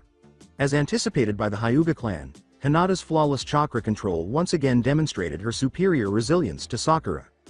The exercise, which was Anko's personal favorite, involved running, dodging, and avoiding more than 20 of her fastest snake summons, none of which were small. At that point, the group learned of Sakura's general fear of snakes, which only made Anko and Naruto enjoy themselves more. Their training was only supposed to last from 8 AM to 12 PM, but it was already 6:30 PM, and the girls were finding it difficult to keep up with their new sensei's constant snake summons. Naruto had not been lying when he claimed to be far more forgiving than Anko. He was a saint in comparison to the cruel slave driver. As she looked at the boy, who was at that moment practicing the cage bunshin technique to train his chakra control by balancing a leaf on the tip of his nose by the leaf stem. Enko said softly to Naruto, "I'm not satisfied with this at all. We only managed to finish half of what we planned." With his eyes closed to try to maintain focus, Naruto remarked, "They are academy students, and they aren't stamina freaks of nature like I am." "Not good enough, right girls? One more exercise and we'll call it a day." Enko yelled at the girls, who were once more on the floor, panting, and she shook her head slightly. "The Hyuga girl is impressive, I'll give her that. She's taking everything we throw at her, and she's not complaining. The Haruno is getting on my last nerve though," Enko said quietly to Naruto. Naruto opened one eye to gaze at Enko and remarked, "Give them time, they will get faster within the next 2 weeks, just as I did. They are stronger than I was at this stage of my training." "You could do this exercise in 2 hours when you were 9 years old, Naruto. Face it, the Academy's standards are parenthetically low. They had better improve if they wish to keep up with us on missions, and survive those missions," Enko grumbled with annoyance. "Tomorrow I'll join in on the exercise. After all, we are a team and this sort of exercise is what bonds team mates together," calmly said Naruto. As the two girls literally crawled toward them, filthy, wet, and exhausted, Enko chirped with a feral grin, "I suppose you are right." As she forced herself to at least kneel and glance up at Enko, Hinata gasped and asked, "Sene, W. We're finished, W. What's next?" "Right, I want to see your combat skills, all of them. I'm going to spar each of you so I can see where you're at and what needs improving. Hinata, you're first," Enko said with a smirk. The Hyuga heiress barely gave Enko a nod before he charged at the girl, saying, "Come at me with the intent to kill, otherwise I'll kill you, got it?" With the exception of the final blow, which sent her flying away from Enko, Hinata avoided every punch that Enko threw at her. Before making a single hand gesture, Hinata managed to awkwardly land on her feet after righting herself in midair. Byakugan. With a flurry of palm strikes and swipes, Hinata charged at her sensei, swerving through all of Enko's defensive maneuvers until Enko's knee collided with Hinata's stomach. She grabbed Hyuga's flak vest and swung her overhead and into the dirt with a thud. Before Enko was attacked by the heiress once more, Hinata puffed herself to death and left a log in her place. Enko smirked a little before slamming her fist into Hinata's face, knocking her to the ground by Naruto and Sakura. "Nice move, letting me think I had he so I'd leave my back exposed," she thought to herself. Enko said, "Good Hinata, but your style is sloppy." Enko nodded in agreement with Naruto's remark that her body obviously doesn't suit the ridged stance of the gentle fist. With an evil smile, Enko exclaimed, "Sakura, front and center." Enko scowled at Sakura as she walked in front of her sensei, trembling with fear. Enko practically yelled at the girl, "Stop shaking, or I'll really give you something to cry over." Sakura winced a little and then inhaled deeply before opening her eyes resolutely. After drawing a kunai and flicking it around her fingers, she assumed the Academy Taijutsu stance and held it up defensively in front of her. Enko attacked Sakura with sadistic delight, hurling a hail of kunai at her before drawing her own and lunging at the girl. "That's more like it, Pinky," she exclaimed. Between fast punches and kicks, the two kunai repeatedly clashed. Sakura appeared ready to collapse from exhaustion, with shallow cuts all over her arms and legs, while Enko had not yet perspired. "That all you got, brat?" Enko smirked and asked. When Sakura saw a glint of light reflecting to the wire attached to the kunai, she narrowed her eyes and charged again, hurling her kunai at Enko, who cocked her head to let it fly past. Sakura seized the moment and threw her fist in Enko's face, but Enko grabbed Sakura's wrist and knocked her to the ground. Holding her kunai to the girl's throat, Enko remarked, "I may have underestimated you, but not by much. You've got the brains, girl, all you need is the drive." Even though she had been beaten half to death, Sakura managed to smirk slightly at the half compliment. "We're done for the day, but I guess if you can go a little longer then."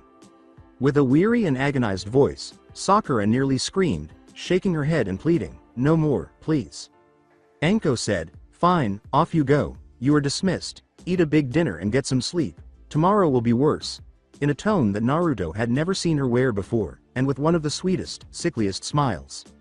With a sigh, Naruto stood up and dispelled all of his clones, saying, "I'll carry them both home."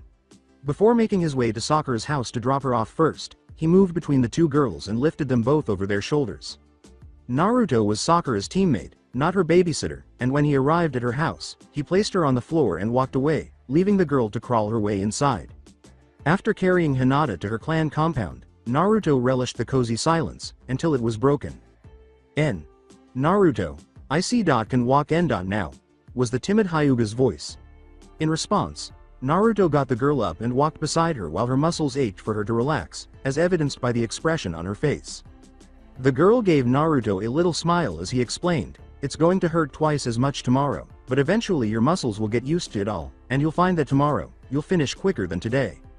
The shy girl's cheeks turned a very pale shade of pink as she replied, thank you. What for? Inquired Naruto inquisitively. F. For helping me. G. Get stronger in. Instead of Paige putting M.me down. Ab. About my lack of SK. Skills, she murmured. Oh, no problem, I'd rather you be able to defend yourself than rely on me and sensei, we won't always be around, Naruto replied quietly. As they got closer to her clan compound, Hinata shifted uncomfortably. You understand. Before turning to leave, Naruto said, well, here you go, I'll see you tomorrow, yeah? W. We shish. Should just S. Sleep. W. Where we T. Train, it. W. Would be S.So much easier, Hinata murmured. You know, that isn't a bad idea. Naruto smiled at the girl before sprinting home, a new thought brewing in the back of his mind as his smile grew. The two girls had done well on the first training day, even though it took them 6.5 hours, nearly 7, longer than expected to finish. Naruto felt optimistic about the upcoming weeks, particularly with his plans, which he would implement tomorrow, when he would merely advise Anko that what Hinata had told him might be advantageous to his teammates as well as to Anko and himself.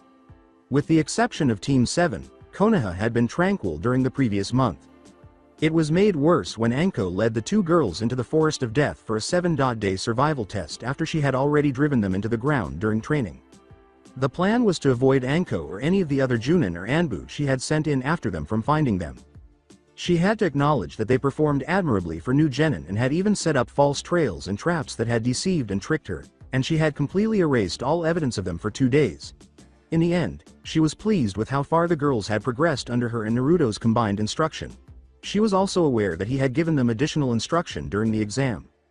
The team had successfully completed their first 12D rank missions in a single afternoon following the first week and a half of Anko's training. The training had forced the girls to put in a lot of effort in all facets of their careers, even the tedious and disgusting D ranked missions, to avoid using more of Anko's evil training techniques. Both girls shuddered in terror during 3 of the exercises. The first was when Anko forced them to fight while blindfolded over the same raging river at their regular training ground. Hinata was not even permitted to use her Byakugan, and if it weren't for the taijutsu lessons she received from Anko's friend Yuhi Kurenai, she would have been largely defenseless. Sakura had also been able to learn genjutsu from Kurenai. Dodging fireballs while tree climbing with their arms tied behind their backs was the second most dreaded of her training techniques. Despite having several hospital visits to treat some of the more severe burns they sustained, they performed well in this training. The third, and perhaps scariest, was what Anko likes to refer to as pain and torture training, which Naruto and the girls underwent independently. It included a meeting with Morino Ibiki and Anko. They clearly took it easy on the 3 genin, wanting them to be mentally and physically strong and not permanently housed in Konoha's mental health hospital. I mentioned interrogation, physical torture, and mental torture. They also met Yamanaka Inochi, the head of the Yamanaka clan, during this training. After learning why he was a T&I specialist, they discovered that he had gradually sensitized each of their genin minds, allowing them to relive every previous conflict through his eyes. When the man was done, it goes without saying that all 3 genin puked. With the assistance of multiple clones, Anko was currently throwing endless volleys of shuriken and kunai as the team enjoyed yet another fun training session. The catch was that they were not permitted to use chakra at all while Naruto, Hinata, and Sakura were practicing their agility and reaction time by avoiding and deflecting the approaching weapons. Since then, the 3 have supported one another through every challenge their sadist sensei has put them through. Naruto was having the best of times because he had endured this for more than 5 years and had a good enough reaction time to even save Sakura and Hinata from some lethal shots. Naruto said, "Remember, if you can't dodge the hit completely, you must take it in a non-vital spot." As he deflected multiple shuriken with a single kunai once more, he skidded sideways, jumped over multiple kunai, and landed before ducking under another wave of shuriken. Hinata called out, "Sakura, move right," as she dodged, deflected, and even flipped out of the way, using her innate flexibility. Sakura acknowledged, "Right." as she rolled to the right and dipped down, barely avoiding a barrage of shuriken before avoiding another kunai that was headed for her throat. With a dramatic pump of her fist, Anko exclaimed, "Okay. Well done, we'll go for lunch and then we can go pick up our first C-rank mission." Naruto yelled, "I'm not eating dango again," instead. Sakura said, "I agree with Naruto." Hinata gave a nod of agreement. Anko scowled at her three pupils, starting to suspect that their teamwork-based instruction was beginning to work against her. Naruto sent multiple clones to collect everyone's preferred lunch after witnessing Sakura and Anko quarrel over where to eat it. Then, he chose to relax and take in the impending fight scene. During their training, he observed that Hinata was also not a combative girl and was content to sit and watch her teammate and sensei argue over food. Team 8 was already in the mission hall when Team 7 arrived, standing with a man who exuded the smell of cheap sake. The Hokage greeted them and broke the bad news to them with a sorrowful smile. "Why hello Team 7, it's a pleasure to see you, but I can't send you on a mission as of this time as Anko is needed urgently at the Anbu T&I department." Tizuna, who was obviously half drunk, grunted, "What kind of sick scam is this? I'm paying for ninja, not kids. At least those two girls and the blonde brat look like they take their job seriously." With his eyes closed and his arms folded across his chest, Sasuke sarcastically said, "You don't need them. In fact, you won't even need my team. Mates, my skills and knowledge alone should suffice for your needs on this mission to Tizuna-san." The Hokage let out a small sigh in response to Sasuke's obvious conceit and significant lack of cooperation. "Seeing as Anko-chan is busy, I'll be sending the remnants of Team 7 and 8 on the mission to escort the bridge builder Tizuna back to his own country, Kakashi," the Hokage stated with authority. Junin, the Cyclopean, glanced up at the Hokage from his book. "You will lead the mission. Naruto will lead Team 7 as backup and support should you come into contact with less appealing circumstances," explained the Hokage. In his first C rank, Sasuke growled audibly at the new development. Carrying the dead weights who called themselves his team, he was expected to complete this mission alone, kill a few bandits and save the bridge builder. That would undoubtedly result in a field promotion to Chunin, which would put that cocky blonde jerk in his proper place, directly beneath himself, among the elite. A Uchiha. If Kakashi for some reason is indisposed, or simply not around, Naruto will automatically take command of the mission, no exceptions, the Hokage said. Before pointing to Naruto, Uchiha smirked and said, "Hokage-sama, come on, you can't be serious. Being a team leader requires strength, intelligence, and good judgment in serious and stressful situations." Sasuke chuckled a little. "I don't think Naruto meets any of those requirements," Sasuke concluded, grinning candidly at the Hokage. While you, yourself may believe that Naruto is not fit as a team leader, I am the Hokage and I am telling you that he is qualified and you will follow his orders if the situation calls for it. I will not tolerate insubordination. If you disobey your CO you'll be punished to the full extent of Konoha law. End of discussion. The Hokage was serious. The only thing Sasuke could do was frown and sigh in frustration. "Better wipe that look off your face or you won't be going anywhere, you arrogant little shit," the Hokage said, observing the boy's glare. Kakashi's eyes widened as he glanced at his pupil. The Hokage didn't lose his temper very often, but God bless the individual who did. Before returning to his book, Kakashi glanced at Naruto and his own pupil. The Hokage dismissed both teams, with Anko remaining to receive her own mission. "Now, everyone understands their roles.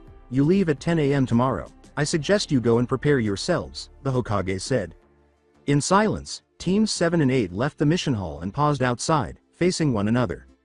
Naruto said, "We'll meet you at the East Gate tomorrow." After saying, "Yeah sure, 10 a.m., Kakashi waved goodbye and vanished through Shunshin. Just as Team 7 turned to leave, Sasuke spoke. "Don't think for 1 minute that I'm going to take orders from the likes of you," the child said.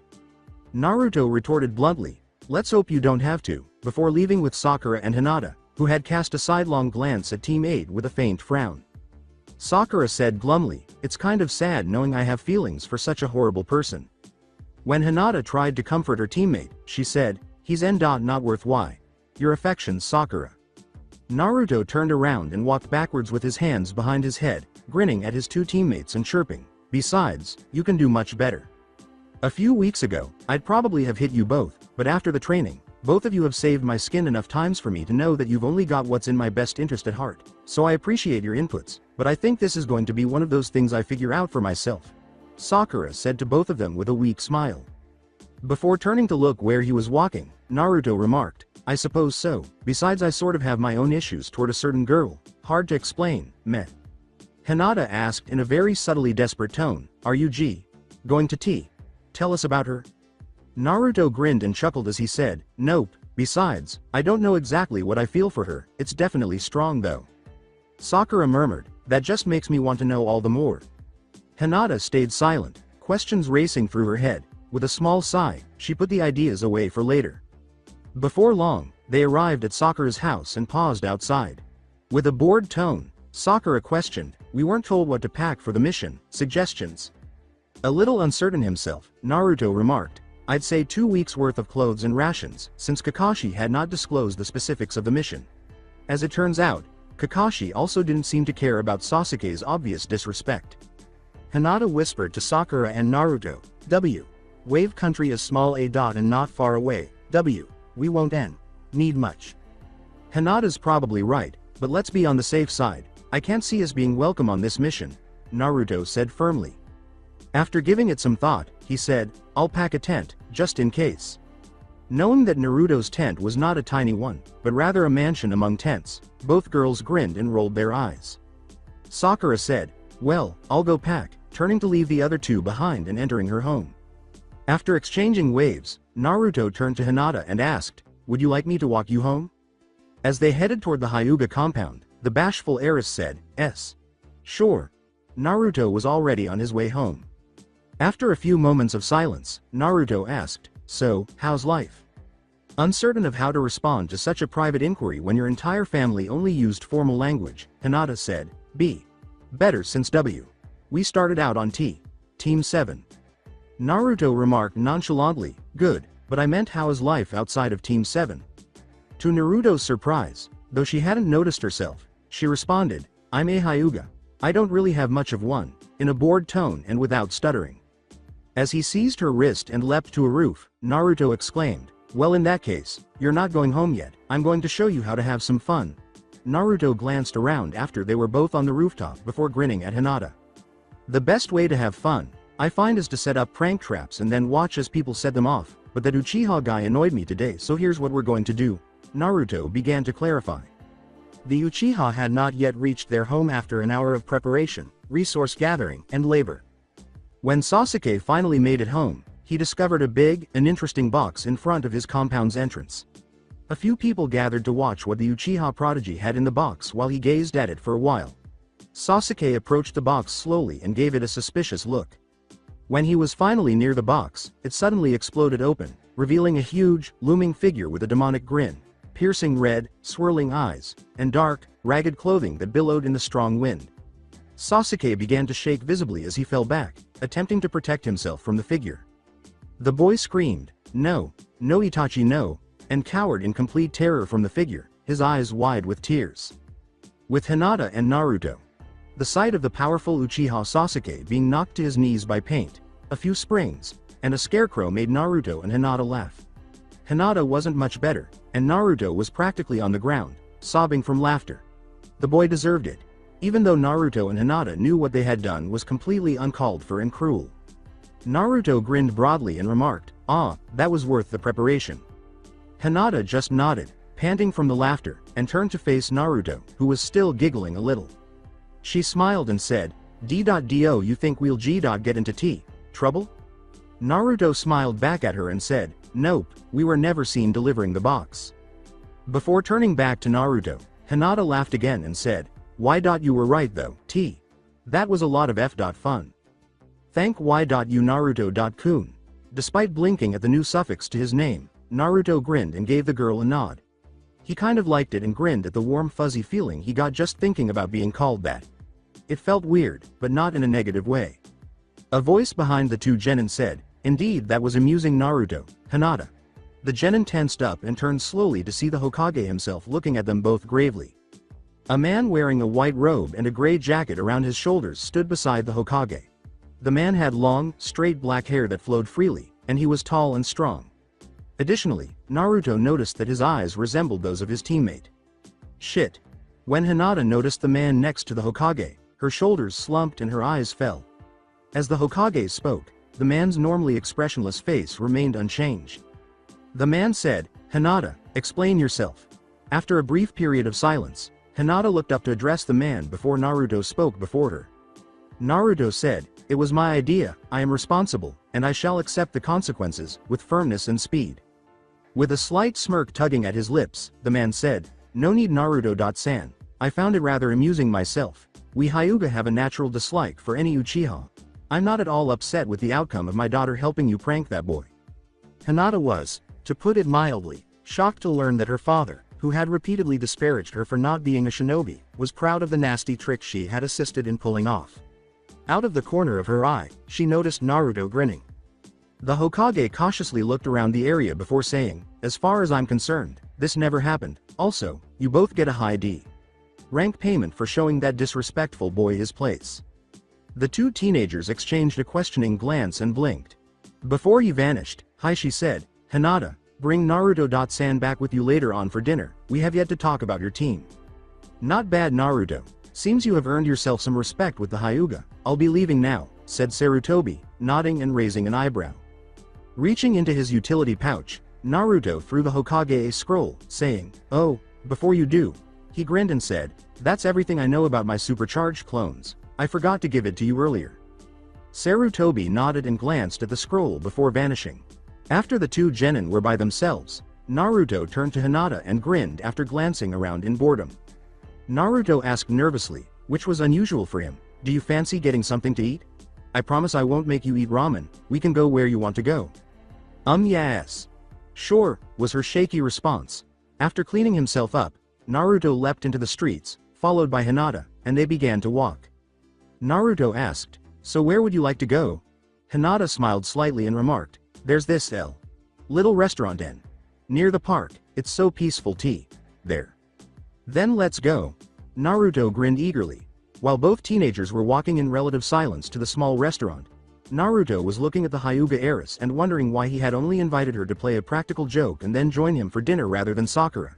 He was also trying to figure out why he was happy that it was just the two of them. The more he considered it, the more he was annoyed at the lack of a response. "We're here," Hinata called to Naruto, jolting him out of his reverie to gaze at a small, cozy-looking building surrounded by a few sakura trees and outdoor seating. Naruto scanned the area and discovered a lake with a massive willow tree drooping over the edge. He thought that this moment could never be more ideal, but something was lacking. All in all, the sky turned a warm orange, making it a very lovely place to be. Naruto muttered, "This place is amazing," as he let Hinata guide him into the tiny eatery. There, Hinata was welcomed and given an order for both herself and Naruto, while her blonde teammate appeared more interested in gazing out the window at the lake. The waitress and Hinata spoke for a while before she returned to Naruto. "We're going to go and sit by the willow tree, if that's okay with you?" She hesitated to ask. "Yeah, that would be awesome," exclaimed Naruto cheerfully as he and Hinata slowly walked toward the tree.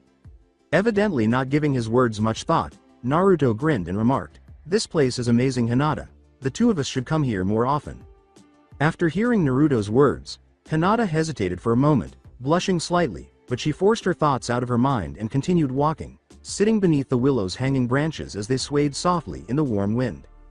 Gazing out over the lake, Naruto remarked softly, "I think this is the most serene spot I've ever seen inside the village walls. My mother used to bring me here, before she died," said Hinata. After noticing the girl's somewhat dejected expression, Naruto grinned and said, "I don't know who my parents are, and I probably won't even find out either. At least she was able to have a short life with you. It must be hard." The girl managed a small, uncertain smile in return, but she couldn't help but feel that he had missed out on so much because she never had parents. "Not really, I do well enough on my own. I never had parents, so I can't say I miss what I didn't have to begin with, but it does make you wonder what life would be like if I knew who they were." Naruto smiled back at her. The Hyuga girl asked timidly, "Do you want to have an family someday?" As Naruto explained, he failed to notice his Hyuga teammate blushing slightly as he looked at him. "It depends really, I do want a family, but it's finding the right girl. For example, you're kind, helpful, and you'd probably make a great mother as opposed to Sakura, who is loud, easily irritated, and whines for ages if she's woken up." I bet there's a guy you like from your academy class. Just please tell me it isn't the same stool sample Sakura fawns over. Naruto was nearly crying. With a hint of bravery, Hinata said, "I dislike the Uchiha. He's vile. But there is a boy, T. that I think I like." A smile gradually spread across her face. Naruto smiled and chuckled, saying, "You should tell him, if I thought I had a chance with a girl like you, I'd jump at the chance." Before Hinata heard someone come over and discovered the waitress carrying their food, she thought, "A girl like me, but not me." Before quietly leaving, the waitress gave Hinata a smile and placed the food between her and Naruto. She told the blonde, "Naruto-kun, RF. Food is here," and she turned from the lake to Hinata. With a hint of surprise, Naruto said, "Cinnamon buns." The shy girl took a bite out of one and grinned with delight, saying, "They're my favorite." After taking a bite and enjoying the flavor, Naruto grinned and said, They're quite nice.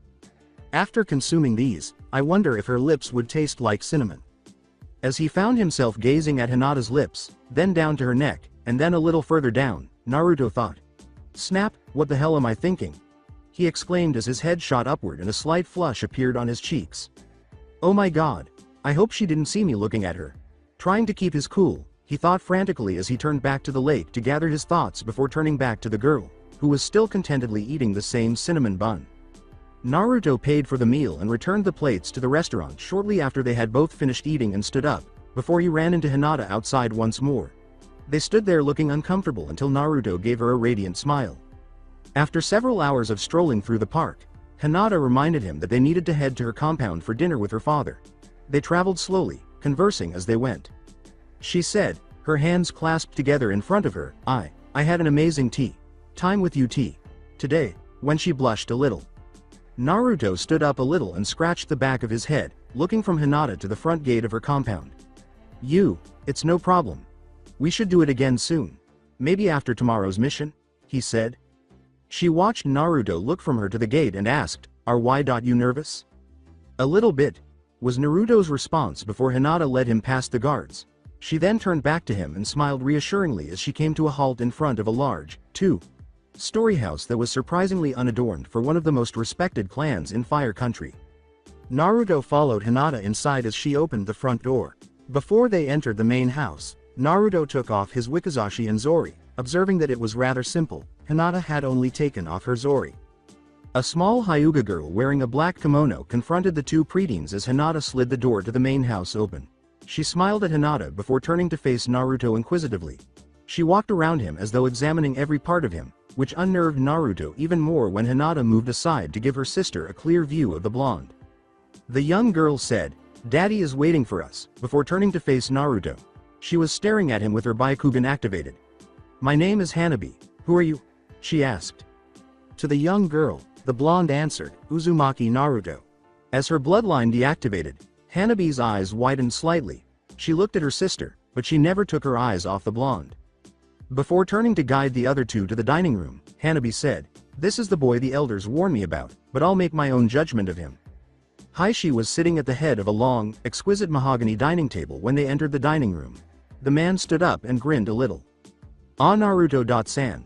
Welcome to my home. I hope my youngest daughter Hanabi didn't upset you," Heishi grinned. The clan head was surprised when Naruto bowed formally. "It's a pleasure to be here, Heishi. Sama," the blonde said before straightening up. Heishi gestured to a chair to his left and said, "Please take a seat, Naruto-san." While Hinata sat to her father's right, Naruto approached and took a seat next to Heishi. Hanabi, on the other hand, decided to take a seat next to Naruto. This caused Heishi to raise an eyebrow, but he decided it was not worth considering. Heishi struck up a conversation by saying, "I heard from the Hokage that your team leaves for your first C-rank mission tomorrow?" Naruto smiled slightly and said, "Yes, but since Anko Sensei is needed at the T&I department, it is a joint mission between us and Team 8. Heishi said, "Well, good luck to you both tomorrow," and then he heard the doors of the dining room open. 5 men, all dressed in silky white kimonos, entered the room and, with the exception of one, took their seats without being asked. Heishi said in a harsh, icy tone, "Counselors, I don't think I invited you tonight." One of the seated council members looked at Naruto with contempt and said, "The guards said you had a guest over for dinner, Heishi, so we, the Hyuga Council, have invited ourselves to meet this guest." Neither Hinata nor Naruto missed the insult. "Counselor," Hinata said, grinning, getting up from the table and approaching him to have a direct conversation. The counselor sneered, "What? I am the heiress of this clan, and Naruto-kun is my team mate, also my friend, if not my best friend, if you ever speak to him or about him in that tone of voice again." Before she could react, the counselor yelled back, "You'll do what, Hinata? Try to hit me with a gentle fist? You can't even fight?" Before her voice darkened and she glared at the counselor, Hinata's voice was sweet and innocent. "No, not at all. I'll brand you with caged bird s. Seal." The counselor spit out, "You can't do that," because the very notion of being called a cadet member was offensive. Heishi glared at the council member, saying, "She can, especially if I'm the one who allows it." Before heading back to her seat, Hinata gave the counselor a menacing smile that made everyone on the planet jump. She took a seat and grinned broadly at herself. Just as a couple of branch family members were serving dinner, the council members departed the room, complaining as they went. Before he had to depart, Naruto spent the evening with the Hyuga family, laughing, chatting, and even making jokes. Before leaving Hinata and Naruto at the doorway of the dining room, the man grinned broadly and said, "It was a pleasure to have you for dinner, Naruto. I'll leave Hinata to see you out." When Heishi noticed that Hanabi was keeping a close eye on the two teenagers, he turned around and shook his head. To the chagrin of the girls, he walked back over and lifted his youngest daughter and slung her under his arm. Hinata grinned and said, I'm sorry about Hanabi, she doesn't like being left out," while Naruto had to laugh at that. As Hinata escorted him through the compound and out the door of her home, Naruto responded, "It's okay, I'm used to that sort of thing. I apologize for the Circa counselors and Naruto-kun. They're narrow-minded idiots," Hinata grumbled. They stopped as they left the compound and grinned at one another, and Naruto said, "Don't worry about it." With a slight flush, Hinata remarked, "I really enjoyed your Circa company today, Father S. Seems to like me spending time with you." Naruto chuckled uneasily. "To be honest, when they caught us playing pranks on the Uchiha, I thought he was going to kill me." Both of them were awkwardly silent for a moment. Naruto muttered, "Anyway, I better get back, I still need to pack a few things for tomorrow." "Oh. Yes." Hinata jumped a little. "I forgot about that myself." Naruto smiled and turned, saying, "I'll see you tomorrow morning." Before turning away and entering the Hyuga compound, Hinata said, "Why? Yes, see you tomorrow." She paused to glance back, then shook her head slightly and continued to walk. Naruto rushed home and packed for the mission tomorrow before taking a shower. After drying off, he entered his room and was ready to go to bed when an ear-splitting scream drifted through the forest. He had to admit that today had been one of the best days of his life and he hoped he could do it again. He particularly enjoyed dinner with Hinata and her family, primarily because it was something he had never had. Naruto sadly shook his head before he went to bed and fell asleep. Poor Iruka must have been too tired to move after last night and has become her victim again. Naruto woke up early, noticed that it was still dark outside the window, and moaned a little as he reluctantly got out of bed and headed to the bathroom for his morning rituals before getting dressed. He first ate a light breakfast before heading downstairs to his weapons cabinet, where he started arming himself with both of his wrist blades and both of his wakizashi strapped horizontally against his lower back for easy reach. He then strapped a very small dark brown backpack on his shoulders before strapping both of his shuriken holsters and a single utility pouch. He had extra kunai and shuriken in his pack in case he needed them. He took a quick look at the two blades that he had just received in the package from Muramas's weapons shop and stared at them for a while, wondering if he should take them too. After a brief moment of deliberation, he decided to leave them at home and took two Tonto blades, shoving them into his utility pouch just barely fitting them. He usually wore just his flak jacket when he walked around the village, but he had on his brand new pair of fingerless leather gloves to keep his hands safe and his black Anbu styled greaves to protect his legs. After locking his front door behind him, he left, only to turn around to see Anko standing there with her arms folded and a critical gaze fixed on Naruto. Her face was expressionless. Her tone was emotionless as she said, "Remember what I taught you." "I will never forget," was Naruto's response, his face matching hers completely. Anko walked a short distance in the direction of her apprentice and gave her pupil a kind, sincere smile. After whispering, "I know we don't have moments like this often, Naruto-kun, but I am so proud of you, and I love you like a mother would a son," Be safe and good luck on your mission." She gave the boy a warm embrace, which he returned with surprise, even though he had never seen Anko act motherly toward anyone but Dango. He said shakily, "I will, Ka-chan," as Anko let go of the hug and smiled at Naruto before she smiled and ruffled his hair. She grinned and said, "Get going, after all, you can't have Team 8 showing you up by arriving before your own team." Naruto grinned back at her and nodded in agreement. He inhaled deeply before he noticed movement to his right. Naruto turned to see Iruka, who was barely conscious and appeared extremely weak and exhausted. He noticed several superficial cuts and love bites all over his neck. After raising an eyebrow at Anko, Naruto turned to face Iruka. "Better you than me," he said in a somber tone, and then he ran off toward the village's east gate, where he would meet his own team, Team 8, and, of course, the client, was that Tazuna. Prior to the mission, he would need to familiarize himself with the man. He also needed to get a quick rundown of the mission's requirements from Kakashi. He arrived in time to see his two teammates, both fully equipped as anticipated, arriving simultaneously. They approached one another and exchanged greetings while grinning. Naruto sighed at the last sentence before sitting on a nearby wall. "I'm glad you two arrived early. It would be nice to talk to the client before we depart. Hopefully, Kakashi can give us a brief explanation of the mission, but that might have to wait until after we're on the road. The man is notorious for his tardiness." Sakura nodded in agreement as she and Hinata sat down. "I heard the same thing from Sensei a few weeks back," Sakura said. Suddenly, Naruto took the two tantos out of his utility pouch and gave one to each of the two girls. "Hey, I have a present each for you too," he said. The one he presented to Sakura was neatly enclosed in a red sheath painted with cherry blossoms, and had a red binding on the handle. Similarly to Sakura's, Hinata's had a light lavender sheath with purple lilies painted on it, and it was bound in dark purple. Naruto smiled and remarked, "They're unique, and they have the same safe keep as your kunai, I made sure of it." Sakura questioned in awe of her and Hinata's presents. "They are beautiful, but why did you get us these?" Naruto grinned and remarked, "To celebrate our first C-rank mission together, even if it is a joint mission." "Thank you." Sakura grinned as she fastened the tanto to her flak vest's right shoulder strap. How did you know purple lilies are my favorite flower?" Hinata asked in surprise as she strapped her tanto to the right strap of her flak vest after staring at it for a moment before turning to face Naruto. The Hyuga girl blushed a little at Naruto's response, "I'm your team mate, I'm supposed to know those kinds of things." She wondered how much more he knew about her. Sakura said in an embarrassed tone, "I kind of feel bad that you help us train and even bought all our gear and we didn't get you anything though."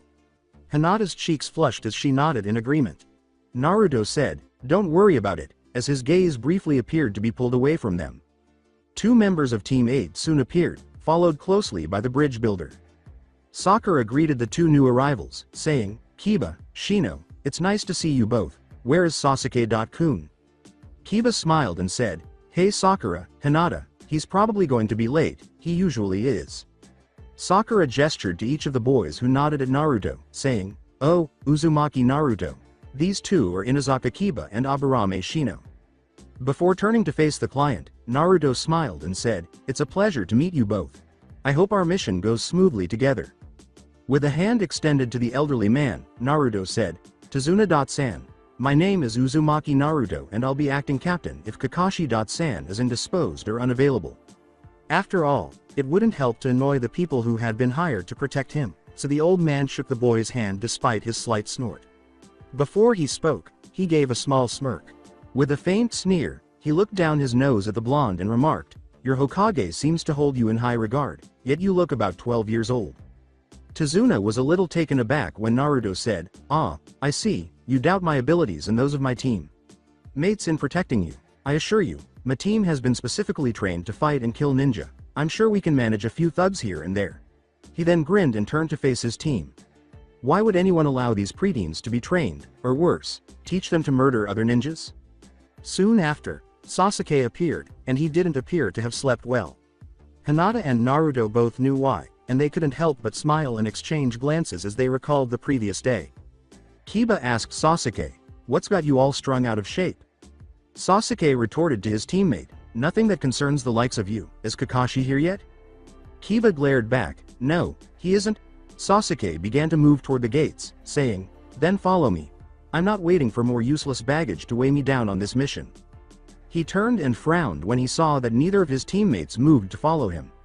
"Are you deaf or just plain stupid? I ordered you to follow me." Uchiha, in the event that Kakashi is unavailable, Naruto.san becomes the acting commanding officer, as per Hokage.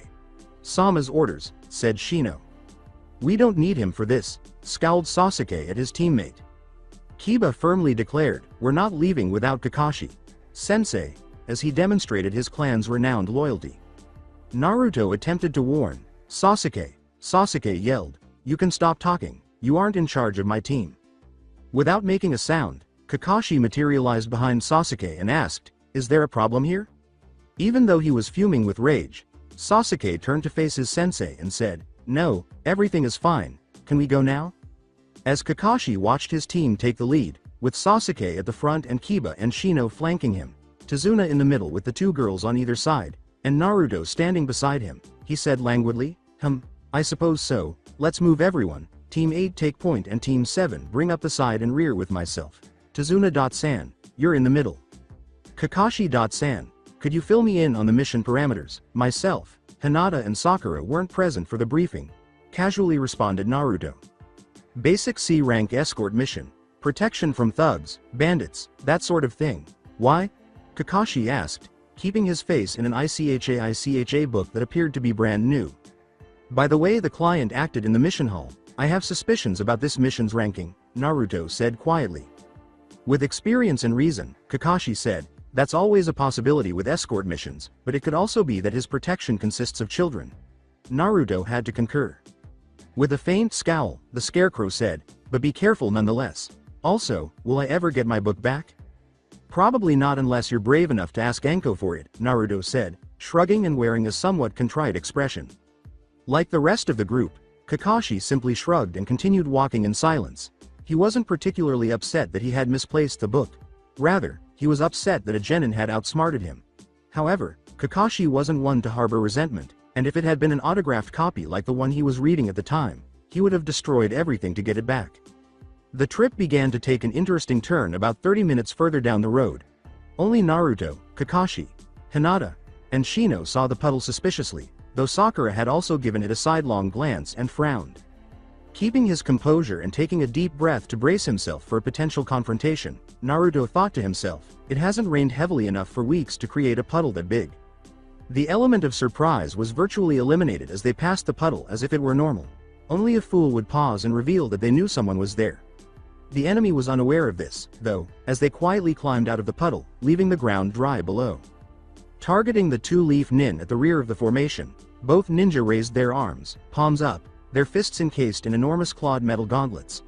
Both gauntlets suddenly exploded, sending razor-sharp chains hurtling toward Kakashi and Naruto at an unnaturally high speed. As the two enemy ninja pulled their chains, squeezing the copy.cat ninja into a bloody pulp, Naruto instinctively rolled forward and turned to face the enemy in time to see Kakashi being ripped apart. As Hinata and Sakura each pulled out a pair of kunai and stood on either side of their client, prepared to defend him, Naruto assumed a defensive stance, his wrist blades jutting out and shining in the sunlight. "One down!" exclaimed one, his voice distorted into a raspy growl by his respirator. With their eyes wide with murderous delight, the other person concluded, 7 to go, in the same eerie tone. Sasuke hurried past Naruto, who was prepared to defend the client. "Sasuke no!" Naruto yelled, but the boy didn't pause and launched an all-out frontal taijutsu attack on the two enemy ninja.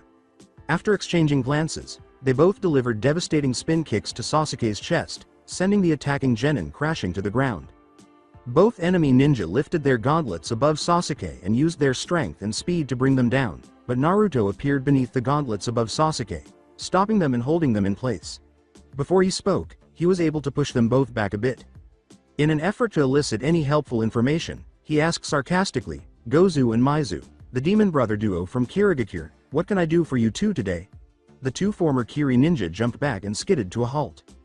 Maizu yelled, "Give us the bridge builder's head and our business here is done," while extending his gauntlet's clawed hand. Naruto picked up Sasuke's motionless form and leapt back to dump his body on the ground beside Tazuna, saying, "Tazuna.san is under our protection." At this moment, the two brothers charged directly at the group. "Now Kiba," called Naruto. "Gatsuga."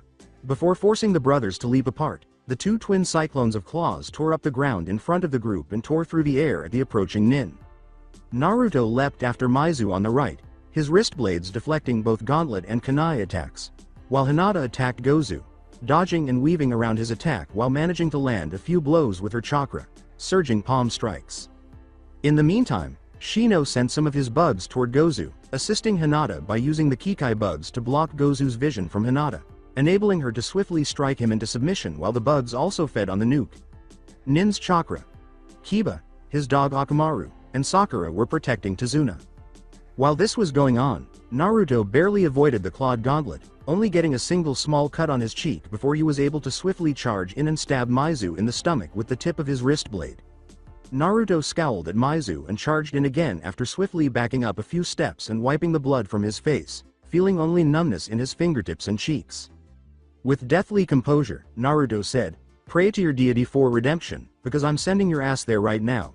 As he charged, he sealed one hand and called forth two shadow clones, all of whom approached Maizu and were ready to strike with their wrist blades.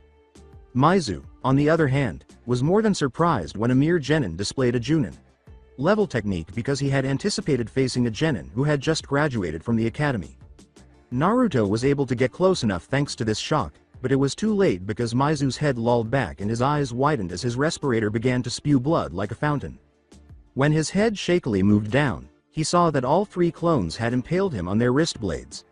Two of the clones then scattered as Naruto tore his blades from Maizu's chest, causing the noob.nin to fall to his knees. With his left hand, he grabbed a handful of the demon brother's hair, while his right wrist blade pierced the dying man's throat, causing his head to rise and meet his eyes. After watching the man die, Naruto carefully withdrew his blade from the newly discovered corpse, causing a slow trickle of blood to trickle down the neck. He then thumped Maizu onto his back and turned to check on his teammates' performance against Gozu. He was not let down when he saw Kiba and Sakura assisting one another in tying up a very injured and feeble Gozu while Shino used his bugs to help weaken and control him. Naruto turned to see Hinata standing beside Shino with the client, panting. He approached Kiba and Sakura while holding his hand up to his cheek, still experiencing numbness around the shallow cut. Before turning to face their client, Naruto proclaimed angrily, "Make sure he's able to talk. We need information on who employed him and anyone else he's working with. Even if we have to torture him, we need every detail he can give us. You had better divulge the true reason you hired us, or I take my team and leave," he said authoritatively. With concern, Hinata said, "Naruto, why? You're bleeding." He nodded as she leapt over to tend to Sasuke's wound. "See to Sasuke first. I'm sure I heard his ribs crunch, and if you can wake the stupid son of a bitch up, I want to kill him myself after that idiotic stunt." "Well, you all handled yourself well enough, except Sasuke of course, Naruto. After seeing how you took control of the situation after I was dead, I now believe you are capable of leading in my absence. Well done. I'm impressed, and good thinking on leaving one of them alive.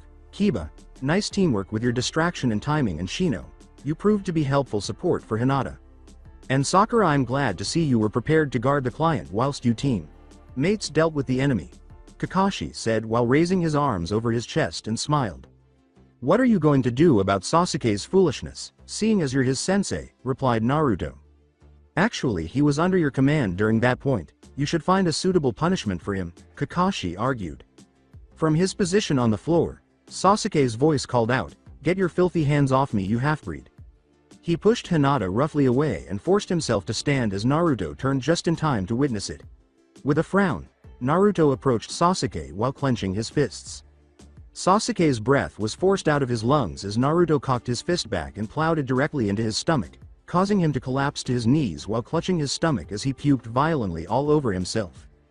"I'm only going to say this to you once, Uchiha. You will die if you pull any more stunts like you did back then, and if you ever assault my team mate again, I will end your career myself, injured or not," Naruto yelled at Sasuke. Kiba gave his teammate a fierce look and said, "She was only caring for your wounds, Sasuke, Teme." Naruto sneered at him as he spoke, and Sasuke glared up at him. "You think every girl in Konoha is in love with you? Get real. Hinata finds you disgusting, yet she tried to help you. The least you could do is show a little gratitude." Sasuke spat back, wiping his mouth with the sleeve of his arm warmers. "I'm an elite, Uchiha. How dare you speak to me like this? How dare you think you can order me? I don't need help, especially from that vile little Hyuga slut," he said. The comment about his teammate, Uchiha Itachi's mercy was a waste on you, caused Naruto's eyes to narrow dangerously. Naruto then turned to see if Hinata was alright. As he watched the exchange, Kakashi wished he had chosen Naruto over Sasuke for his team. But as he turned to the client, he decided to give that some more thought. If it's possible, Kakashi gave the elderly man a loan. I'd glare before interrupting. Tazuna.san, I do believe you need to explain yourself. After letting out a sigh, Tazuna explained to Kakashi the state of affairs and the necessity of finishing the bridge in order to free the nation from the oppressive dictator Gato. Knowing that there might be multiple high-level ninja involved, Kakashi had made the decision to proceed with the mission after Tazuna had spent a full 30 minutes explaining and begging. They encountered more difficulties than they had expected when Kakashi attempted to question Gozu because the Nuke.Nin believed it would be better to choke on his own tongue and bite it off than to divulge any information. Kakashi said, "All right, let's move forward." Naruto created a shadow clone and left it behind with Gozu and Maizu while the rest of the group continued walking. "Kakashi, I'm going to leave a clone to dispose of the bodies," he said. They should have been well into Wave Country by now, but the Demon Brothers' arrival and the subsequent circumstances had drained the daylight. They were still less than 20 miles from the location where they were supposed to meet the boatmen, and the sky was getting darker by the minute. When Kakashi said, "Okay everyone, we're going to camp for the night," almost everyone moaned in agreement. Evidently still feeling angry from earlier in the day, Naruto declared, "I'll gather firewood," before stomping off into the forest. Kakashi gestured for the boy to follow him and said, "Kiba, you can help me find something to eat, and I'll teach you a quick tracking skill while hunting." Sasuke yelled angrily, "And why are you teaching him instead of me? If anything, I should be learning these sorts of skills." Before entering the forest with Kiba, Kakashi said, "You can't learn this, you don't have an Inuzuka's nose, and besides, you don't deserve to wear that Hide.8. My advice is to get your head out of your ass and cooperate, you'll get stronger quicker." The only people remaining at the camp were Sakura, Shino, Hinata, Sasuke, and Tazuna. "I'll start setting up tents, Shino. Sasuke, will you give me a hand?" replied Sakura. Shino gave a nod and got up to assist. "Do it yourself." Sasuke spit at her, remembering Hinata's very similar weapon when he saw the Tanto blade strapped to her shoulder.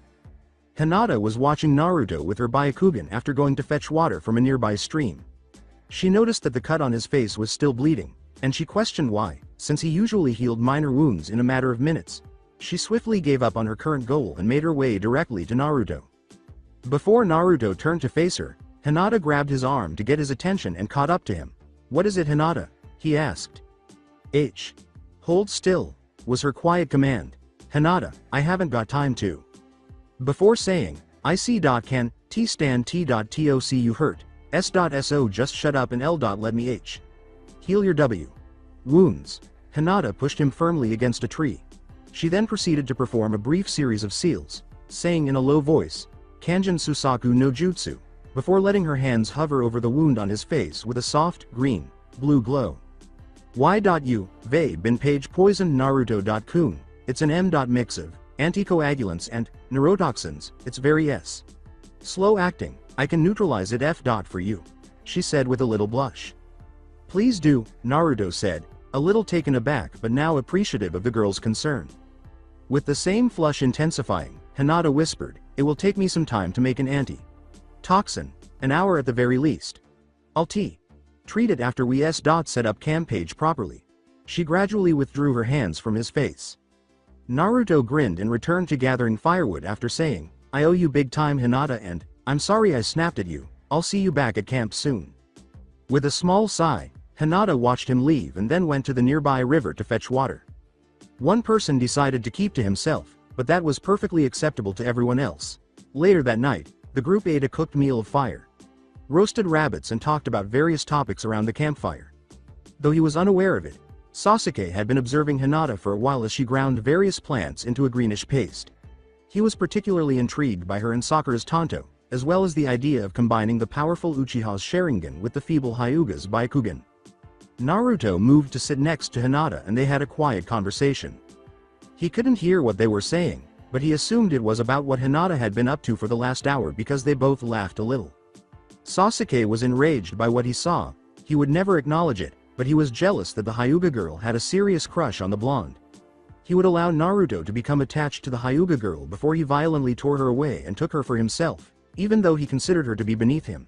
After all, he had a clan to resurrect, and using Hyuga would be a respectable beginning.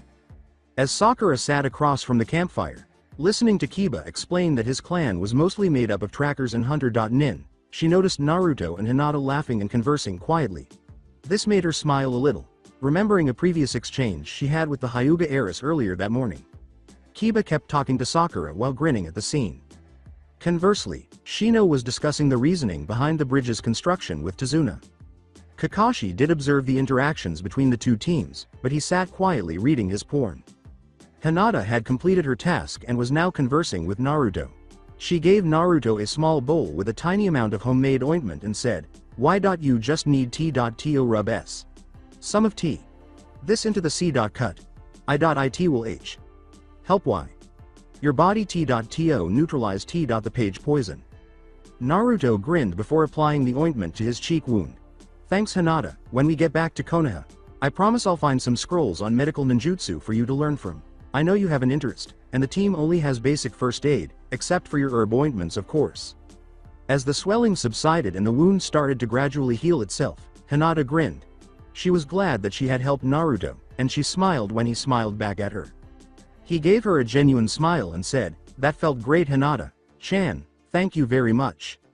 Without fully understanding how it must have sounded, she said, "It's nothing Naruto.kun. ID.do anything T.tocus. Safe." Naruto blinked and gave the girl a startled expression, but Kakashi spoke up before he could ask her what she meant. Reaching for his orange book, Kakashi explained, "All right, everyone needs to get some rest. I'll take the first watch, Sasuke will take the second, and Naruto can take the third." Before creating 5 shadow clones, Naruto declared, "No need Kakashi. You guys keep watch in shifts, first check the perimeter, set up traps, and make sure if anyone gets up to use the toilet that you guide them past the traps," he said. 4 of the clones immediately took off, and the final one used the henge no jutsu to turn into a rock in the middle of the camp. Kakashi just shrugged, he wasn't going to gripe about getting a full night's rest. Sasuke snorted, "A rock? You're pathetic, no one is going to suspect a rock as a sentry in disguise," Naruto said with a simple smile. Having said that, everyone went to bed for the night before continuing the following day to the Land of Waves. After 2 hours of walking, Team 7, Team 8, and their client had finally reached the coast where they would meet the boatmen. Since the client preferred to sleep in, the morning had begun later than Kakashi had hoped, though the Junin wasn't particularly bothered. While strolling with the group, Sakura became interested in Wave Country. Tazuna.san, Wave is small nation but does it have a military strength of any kind? Replied Sakura. We never really needed one until now, and we only had a few old samurai who used to patrol the streets to enforce the law, but when Gato moved in, he had them all rounded up in the village square for a meeting of some sort and had his thugs waiting on the rooftops.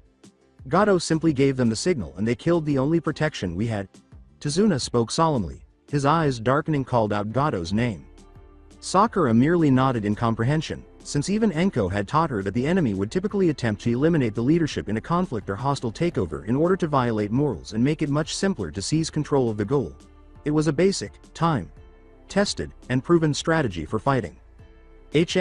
Your country sounds weak. In my opinion you deserve to be in the position you're in. Samurai for protection? Don't make me laugh, as an expert shinobi myself. I can tell you Tazuna.san that if you were to have a single shinobi as half decent as myself your country would not be in its current situation. Sasuke sighed as he spoke. The majority of the other members of the group rolled their eyes, but Sakura was the only one who used sarcasm. Near the end, she mockingly told the group, "So great you got your ass kicked because you thought you could take on 2B. Class missing Nin, who by the way are famous for their double team attacks. We beat them by splitting them up." This caused a few people to smile. Tazuna narrowed his eyes at the Uchiha in front of him and said, "You told me that only you would be needed for this mission, Duck. So I'm glad I got your team. Mates and Blondie's team here too, otherwise I'd be dead now. And I'll have you know that our samurai protectors were veterans of Iron Country's most elite. Well, if none of you had gotten in my way, I'd have handled them both on my own in seconds, but the safety of the team is what distracted me. I can't be expected to protect you and the client." Sasuke exploded with rage. Kakashi called out to the boys from the rear, "Sasuke." "What?" he retorted. With a bored tone, Kakashi yelled at him, "You are an idiot," as though he were stating a straightforward truth, which he was. "How dare They arrived at the meeting spot and were greeted by the boatman waving them over. "Oh, we're here," exclaimed Kakashi, grinning. With the exception of the morning mist's poor visibility, the boat ride went rather smoothly. Hinata used her Byakugan to inform the group and guide the boatman through the dense fog.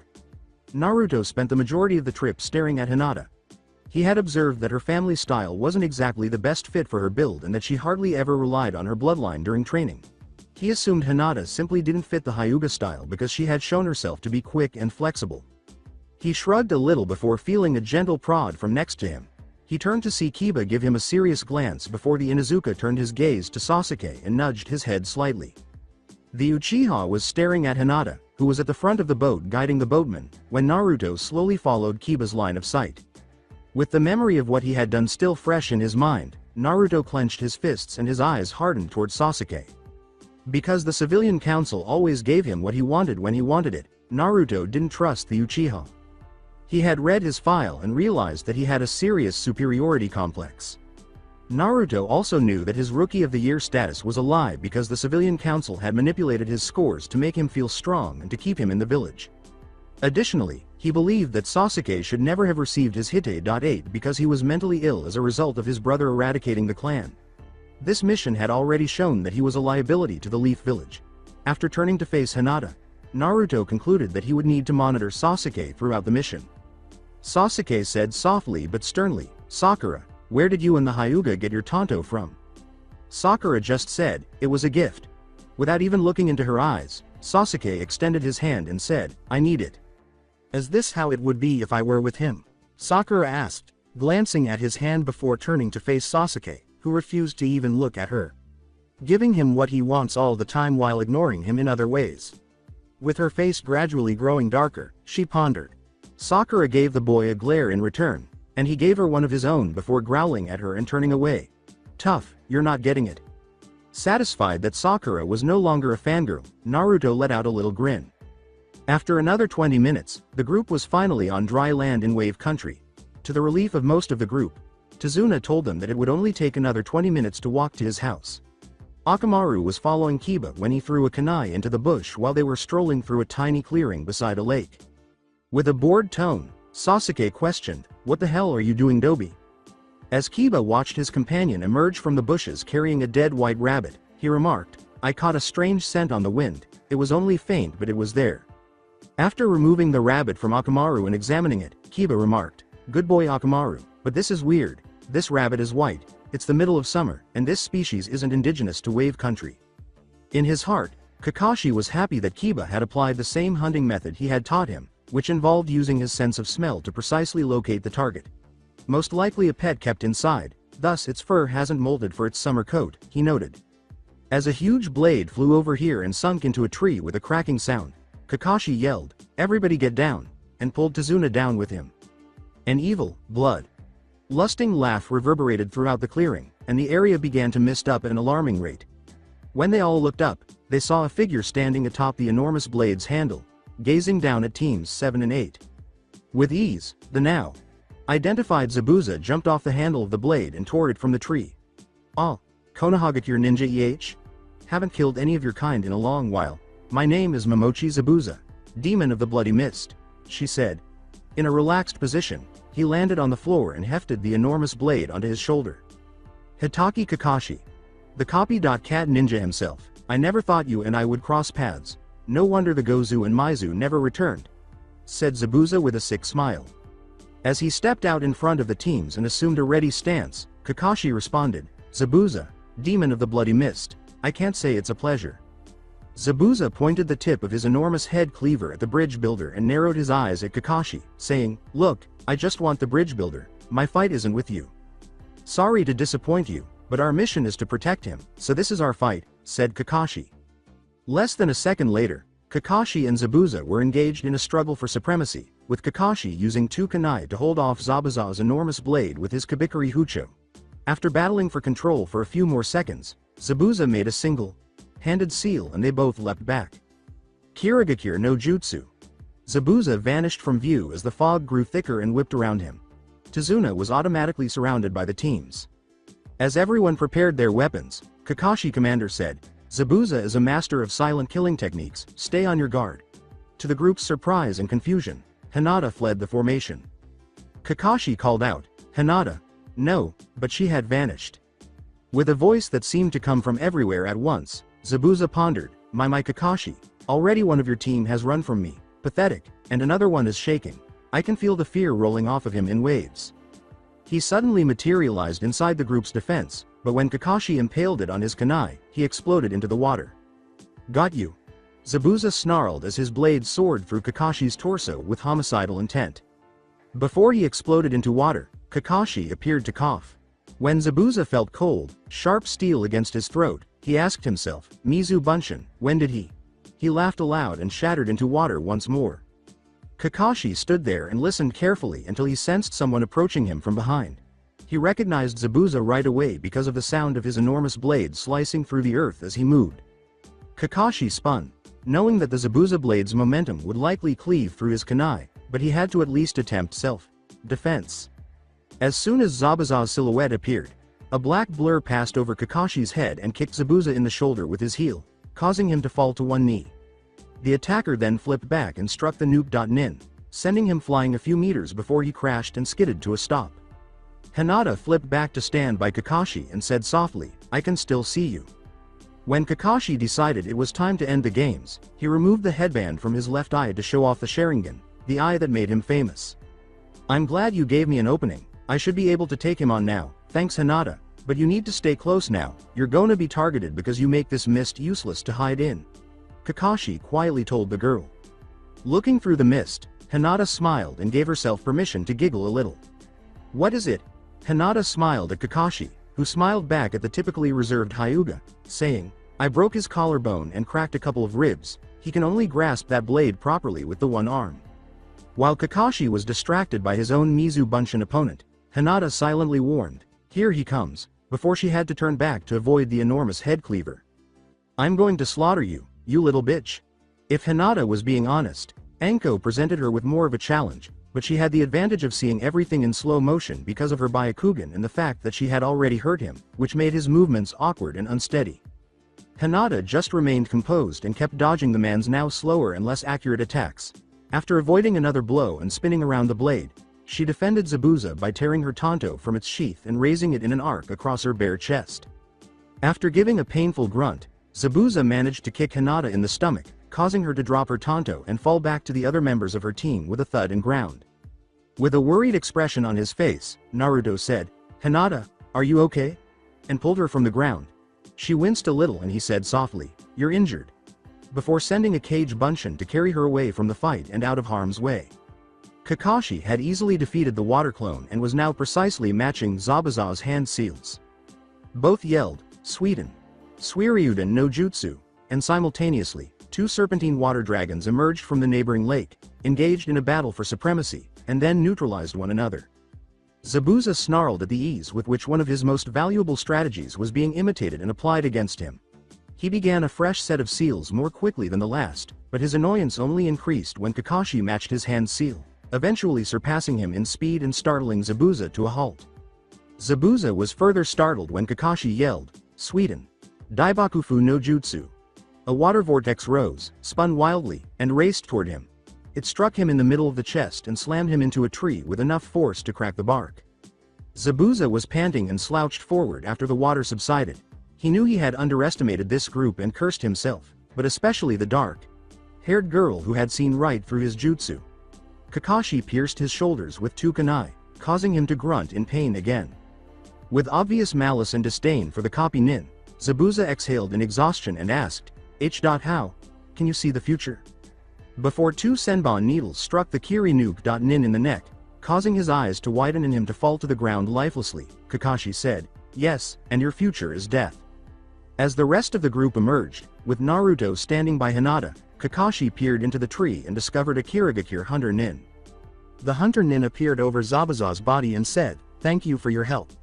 I've been tracking this one for a while, and your battle weakened him enough for me to take the kill. The body was swiftly taken by the Kiri Nin, who then vanished in a cloud of smoke. Before noticing Hinata's tanto lying on the ground a few feet away, Sasuke was furiously yelling, What makes that guy think he can steal our kill? To no one in particular. He hurried over, being cautious not to draw attention to himself, and picked up the weapon, admiring the blade's quality before his hands began to burn from the extreme heat. Everyone's attention was drawn to him as he let out a painful screech and dropped the blade. Surprisingly, Sakura ran over and grabbed the blade. "Don't touch what doesn't belong to you," she yelled at Sasuke before turning back to her teammate and resheathing the tanto for Hinata, who appeared to be on the verge of passing out. When Kakashi collapsed on his chest, panting, the whole team turned. Kiba knelt down quickly. "Kakashi. Sensei." The Junin muttered to his pupil, "Cover up my Sharingan, I've overstretched myself, I'll be bedridden for a week." As Shino assisted in picking Kakashi up, Kiba swiftly lowered his headband to conceal his Sharingan eye. Naruto said, irritated, "Great, now I've got command again," before turning to Tazuna. "Could you lead us to your home as quick as possible, Tazuna-san? Kakashi and Hinata need medical treatment, in a timely manner." Tazuna gave a nod and continued. Naruto reflected on his own team's training and their progress as the group strolled. Rewind. Just under an hour ago, Naruto, Hinata, and Sakura had succeeded in giving Anko the slip. They were now hiding in a tree hollow. Naruto turned to smile at Sakura. "Nice genjutsu, Sakura. Your one-on-one time with Kurenai was a good idea after all. But could you create a genjutsu over the hole in this tree to give us time to rest and plan?" replied Naruto. After completing the transactions needed for the jutsu, Sakura muttered softly, "Yeah, sure, Ninpo. Gijigurori no jutsu." Naruto questioned, "How long can you hold that up?" "I gave it enough chakra to last maybe an hour or two. It's simple and effective and doesn't require much, and I can always add another layer later on if we need more time," Sakura said quietly. Good. Naruto sighed in relief as he relaxed against the inner walls of their makeshift haven. Hinata leaned back against the inner hollow of the tree and remarked, "We've been in this forest for 2 days, and Anko. Sensei is really going all out on you. And it doesn't help that she's got several other Junin and Anbu searching the forest for us either," Sakura murmured. Though the two girls knew he was as worn out as they were, Naruto grinned and said, "Don't worry guys, there's only 5 days left in this test, then we can enjoy some well-earned R&R. And they were all aware that they would be on the verge of death by the time this so-called test was over. 5 more days? The only thing that sounds worse is Anko Sensei's T&I training sessions." Sakura was trembling. Naruto shivered as he said, "Let's try our best, otherwise she'll put it through much worse." The flashback is over. Sakura nudged Naruto to inform him that they had reached the bridge builder's house, interrupting his train of thought. Naruto took a few moments to survey the surroundings before inhaling deeply. "Tazuna-san, do you have a spare room for us to treat Kakashi and Hinata's wounds?" replied Naruto. As he led them inside, Tazuna nodded. "Tsunami. I'm home, and I have help," exclaimed the elderly bridge builder. A few seconds later, a woman with dark hair came to greet them. She gave Tazuna a hug before bowing to the shinobi. Her words were, "Thank you for protecting my father," before she straightened up. As he led Kiba and Shino, who were carrying Kakashi, Tazuna grinned and said, "Tsunami, could you help with the girl? You boys follow me, we'll get those two patched right up." At the same time, Tsunami cast a worried glance at Hinata's sagging body. Tsunami prepared a futon for the girl and led them to another room on the first floor of the house. "Yes, this way," she said. "I'm going to check on Kakashi, see if she can find out what her damage is. Besides, it would be inappropriate for me to stay at the moment," Naruto said, turning to Sakura after gently placing Hinata down on the futon. He gestured to Tsunami, who had taken off Hinata's Zori and weapons and was now taking off her armor. After giving his wounded teammate one last look, Naruto left the room, leaving Sakura and Tsunami to care for Hinata. When Naruto came upstairs, he saw Kakashi sleeping soundly in a futon and turned to face Kiba and Shino. With Akamaru tucked neatly into his jacket, Kiba remarked, "Chakra exhaustion, he'll be severely underpowered for at least a week by his calculation." According to Shino's monotone voice, it would appear as though you have command Naruto-san, as he adjusted his glasses. "Yup. Kiba, make sure you get a good whiff of the client and his family in the event that we need to track them. Shino, could you take Sasuke and do a quick perimeter trap set up around the property, if the Teme won't go with you. Use your bugs to put him to sleep," Naruto said. Kiba laughed and nodded from Shino. Kiba inquired, "What will you be doing?" Naruto left the room and went downstairs to the room where Hinata was. "I'm going to see how she is first, and then I'm going to set up camp outside. There isn't enough room in the house for all of us," he said. He waited patiently and knocked. When Sakura smiled and opened the door, he felt relieved. She stepped aside to let him in, only to discover Hinata had woken up and was sitting up, grinning at him as he walked into the room. Sakura left Naruto and Hinata alone in the room. Naruto approached Hinata and knelt beside her. He whispered, "So what's the damage?" "Just some circa cracked ribs and bruising. The ribs will take time to heal. My healing salve can help with the bruising," she replied with a slight grin. "Well, it's not every day that you take on one of the 7 swordsmen and defeat him in his ideal battlefield scenario," Naruto said with a smile before letting out a little laugh. She laughed to herself and said, guess not." Naruto scratched the back of his head and said, "I'm glad to see you're okay though, I was worried when you couldn't stand." He felt uncomfortable talking to Hinata for some reason, as if he didn't know how to phrase it because he cared too much about her opinion of him. The two continued their conversation until Naruto left her to rest and camp outside the main house for Sakura and himself. Because Hinata was hurt, he wouldn't move her from a comfortable bed. After setting up the tent, Sakura came in with Kiba and Akamaru while Naruto was reading a scroll at a table in the center of his enormous tent. As Sakura spoke, Naruto gazed up at them.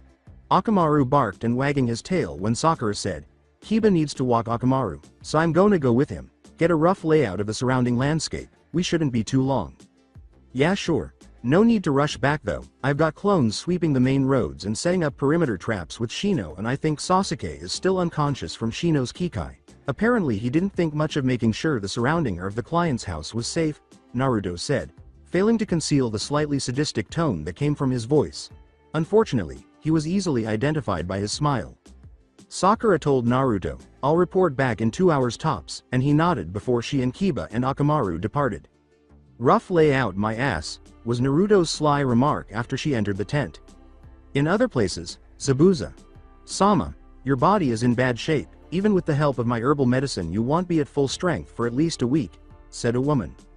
As the hunter Nin finished bandaging Zabuza's torso and shoulders, he sat up in a big bed. His arms were weak and numb from the wounds on his shoulders. If his ferocious breathing and the angry expression on his face were any indication, he was blazing. Sick of seeing it, he growled, "Take that fucking mask off, on it." As she took off the mask to reveal a stunning face with dark brown eyes, the girl said, "Ah, sorry Zabuza. Sama, I forgot I had it on." Her master merely snarled back at the girl's smile. As she completed tying the bandages, the girl smiled and said, "We should have waited and gathered information on everyone on Kakashi's team. That girl was something unexpected, wasn't she? Don't talk down to me Haku. I didn't pluck you from the gutters for your opinions, you're not here to think or speak, just serve me." Zabuza yelled at her. "Damn that copycat Kakashi. And damn the little bitch, next time we meet they will both pay. Haku, send word for Heen. Tell her we need her back here to help deal with the bridge builder." Zabuza was furious. The now named Haku said, "As you wish Zabuza." Sama, and then went to rest with her master. "To be bested by a child, I'll have Heen deal with her personally, then I'll tear Kakashi's heart from his fucking chest with my bare hands," Haku said with a sardonic laugh after leaving Zabuza. The following morning, Naruto was not even asleep in the house when he woke up to the sound of shouting. With a frustrated expression on his face, he hurriedly got up and dressed. He surveyed his tent, which was rather large with 3 distinct rooms, 2 bedrooms, and the main living area in between. Before leaving the girl who appeared to be sleeping and going inside, he pulled back the flap of the room across from his own and said, "Sakura, I need you up and ready in 20 minutes. He then closed the door behind him. Everyone had stopped yelling to look at Naruto when he stood just inside the doorway. As Naruto looked from one person to the next, he saw that Hinata was standing and resting heavily on the doorframe of the room where she had been staying. She appeared to be in good health, though still a little sore. His gaze shifted between Kiba and Shino before settling on Sasuke. His eyes widened in anger as he processed the scene before him and the reason behind the argument. Sasuke was dressed in Hinata's armor and flak vest, which he had obviously stolen while everyone was still asleep. Naruto also noticed that Sasuke was holding Hinata's shin and forearm guards under one arm while he looked from Naruto to his teammates with a defiant expression. As Naruto approached Hinata slowly, his arms folded across his chest, the air in the room abruptly became oppressive and the temperature dropped a few degrees. He asked, "Hinata, what's going on?" Clearly out of control, the Hyuga girl knew that this was no time to keep him waiting or aggravate him further. "I awoke T.to find M.my belongings H. had been searched. All my shuriken A.M. Missing an M.My medical K.Kit. Sasuke did it. H. He T. Took my G. Gear and won't give it B. Back. I tried G. Getting it back B. But he managed to circa catch me in T. The ribs and wind me, she murmured. Naruto then turned to face Kiba and Shino, asking eagerly, and you? The words, myself and Kiba saw Sasuke assault Hinata.san and were attempting to reason with Uchiha.san against this course of action, were spoken by Shino in a calm tone, although Naruto sensed a hint of anger in it. Naruto turned to face Sasuke, his eyes and demeanor growing darker by the moment. It was bad enough that he had openly stolen Hinata's possessions, but what really infuriated him was that he had attacked his teammate once more, knowing that she had already suffered injuries. Before turning to return to the boys' room, Sasuke said, the Hyuga isn't worthy of such equipment, I will put them to better use for myself. Naruto calmly said, Uchiha, return my mate's belongings immediately, but his eyes betrayed his anger. With a smirk and a hint of amusement, Sasuke said, I don't think I will, these belong to me now, only turning to face Naruto. As Sasuke turned to leave, a fist struck his face, slamming into his jaw with a loud crack and knocking the Uchiha to the ground. Sasuke let out another cry of agony as Naruto pressed his foot against his chest, causing the floorboards beneath him to creak dangerously under the force of his push. When Sasuke opened his eyes after coughing a few times, Naruto was looking down at him, pointing one of his wakizashi less than an inch from his right eye. If you're going to steal my mate's equipment, I'll steal yours. Unfortunately for you, your eyes are the only thing of value, but I'm sure one of your fangirls would buy it for a high price, Naruto said with a sarcastic grin. For his part, Sasuke was genuinely afraid of someone stealing his eyes. This fear was ingrained in all Uchiha from an early age by his father.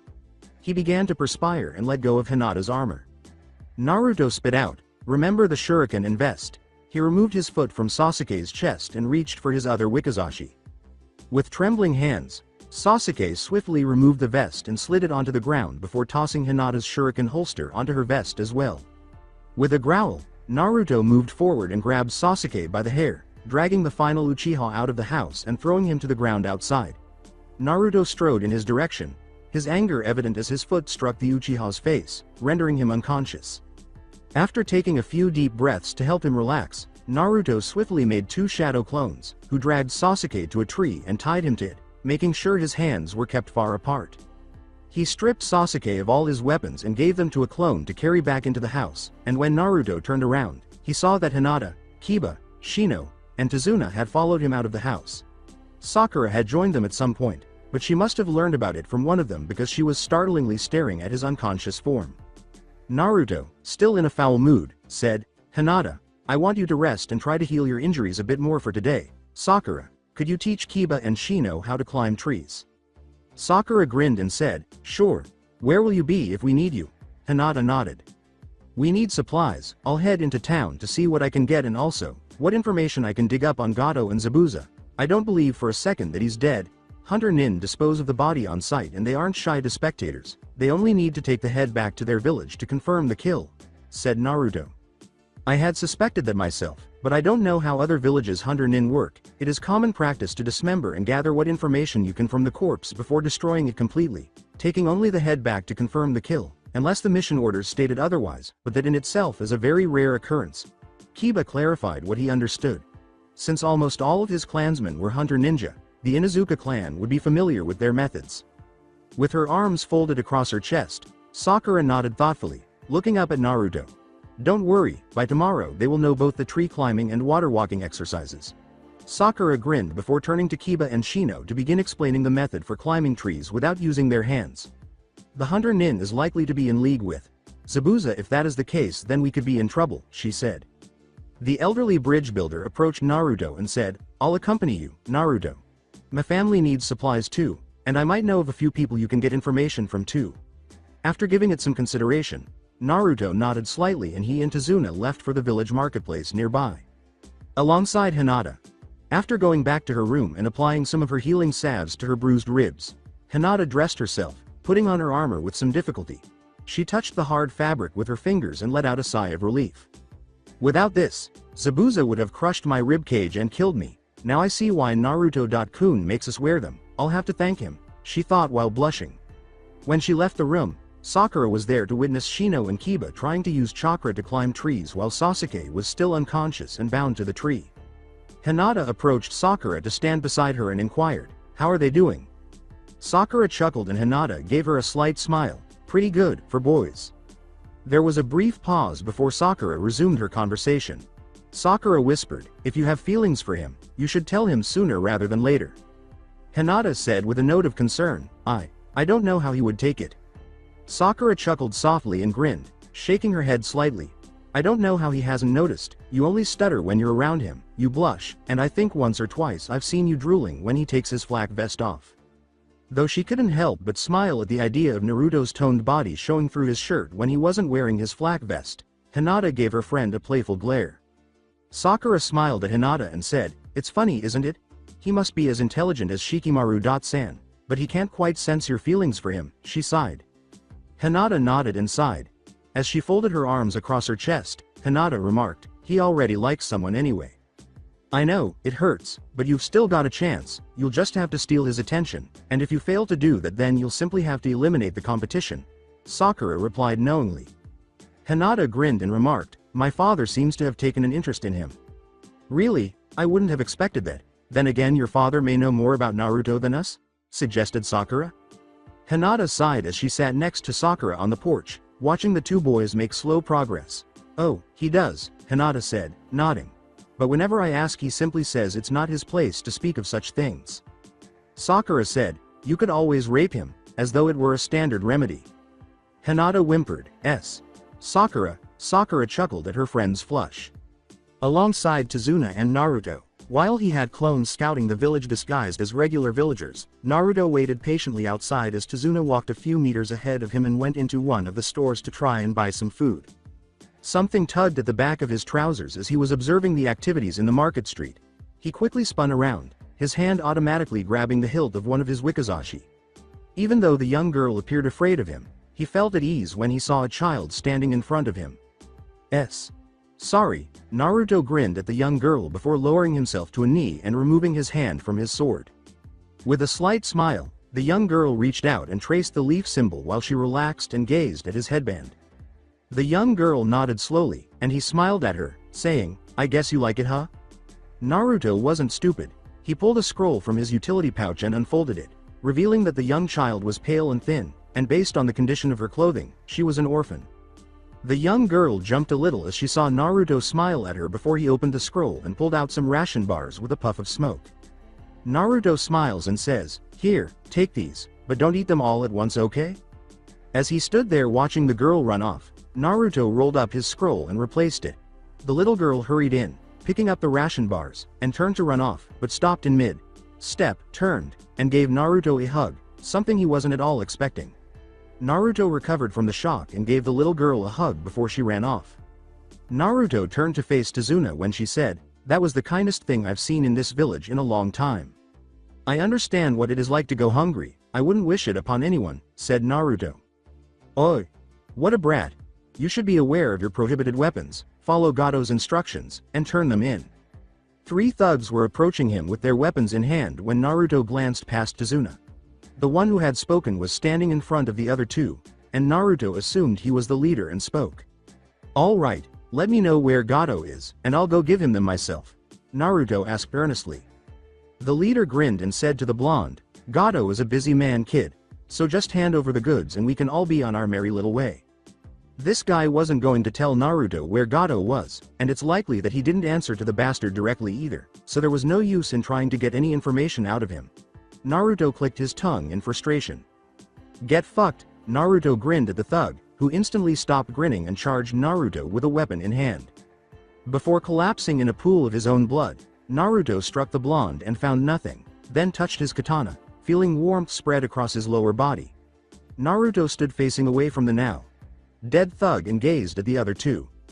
As he sheathed his wakizashi and flicked the blood from his weapon onto the 2 thugs, Naruto said evenly, "You do well to deliver this message to your boss. Leave Wave Country or I'll kill him and every bastard on his payroll." His eyes were dark.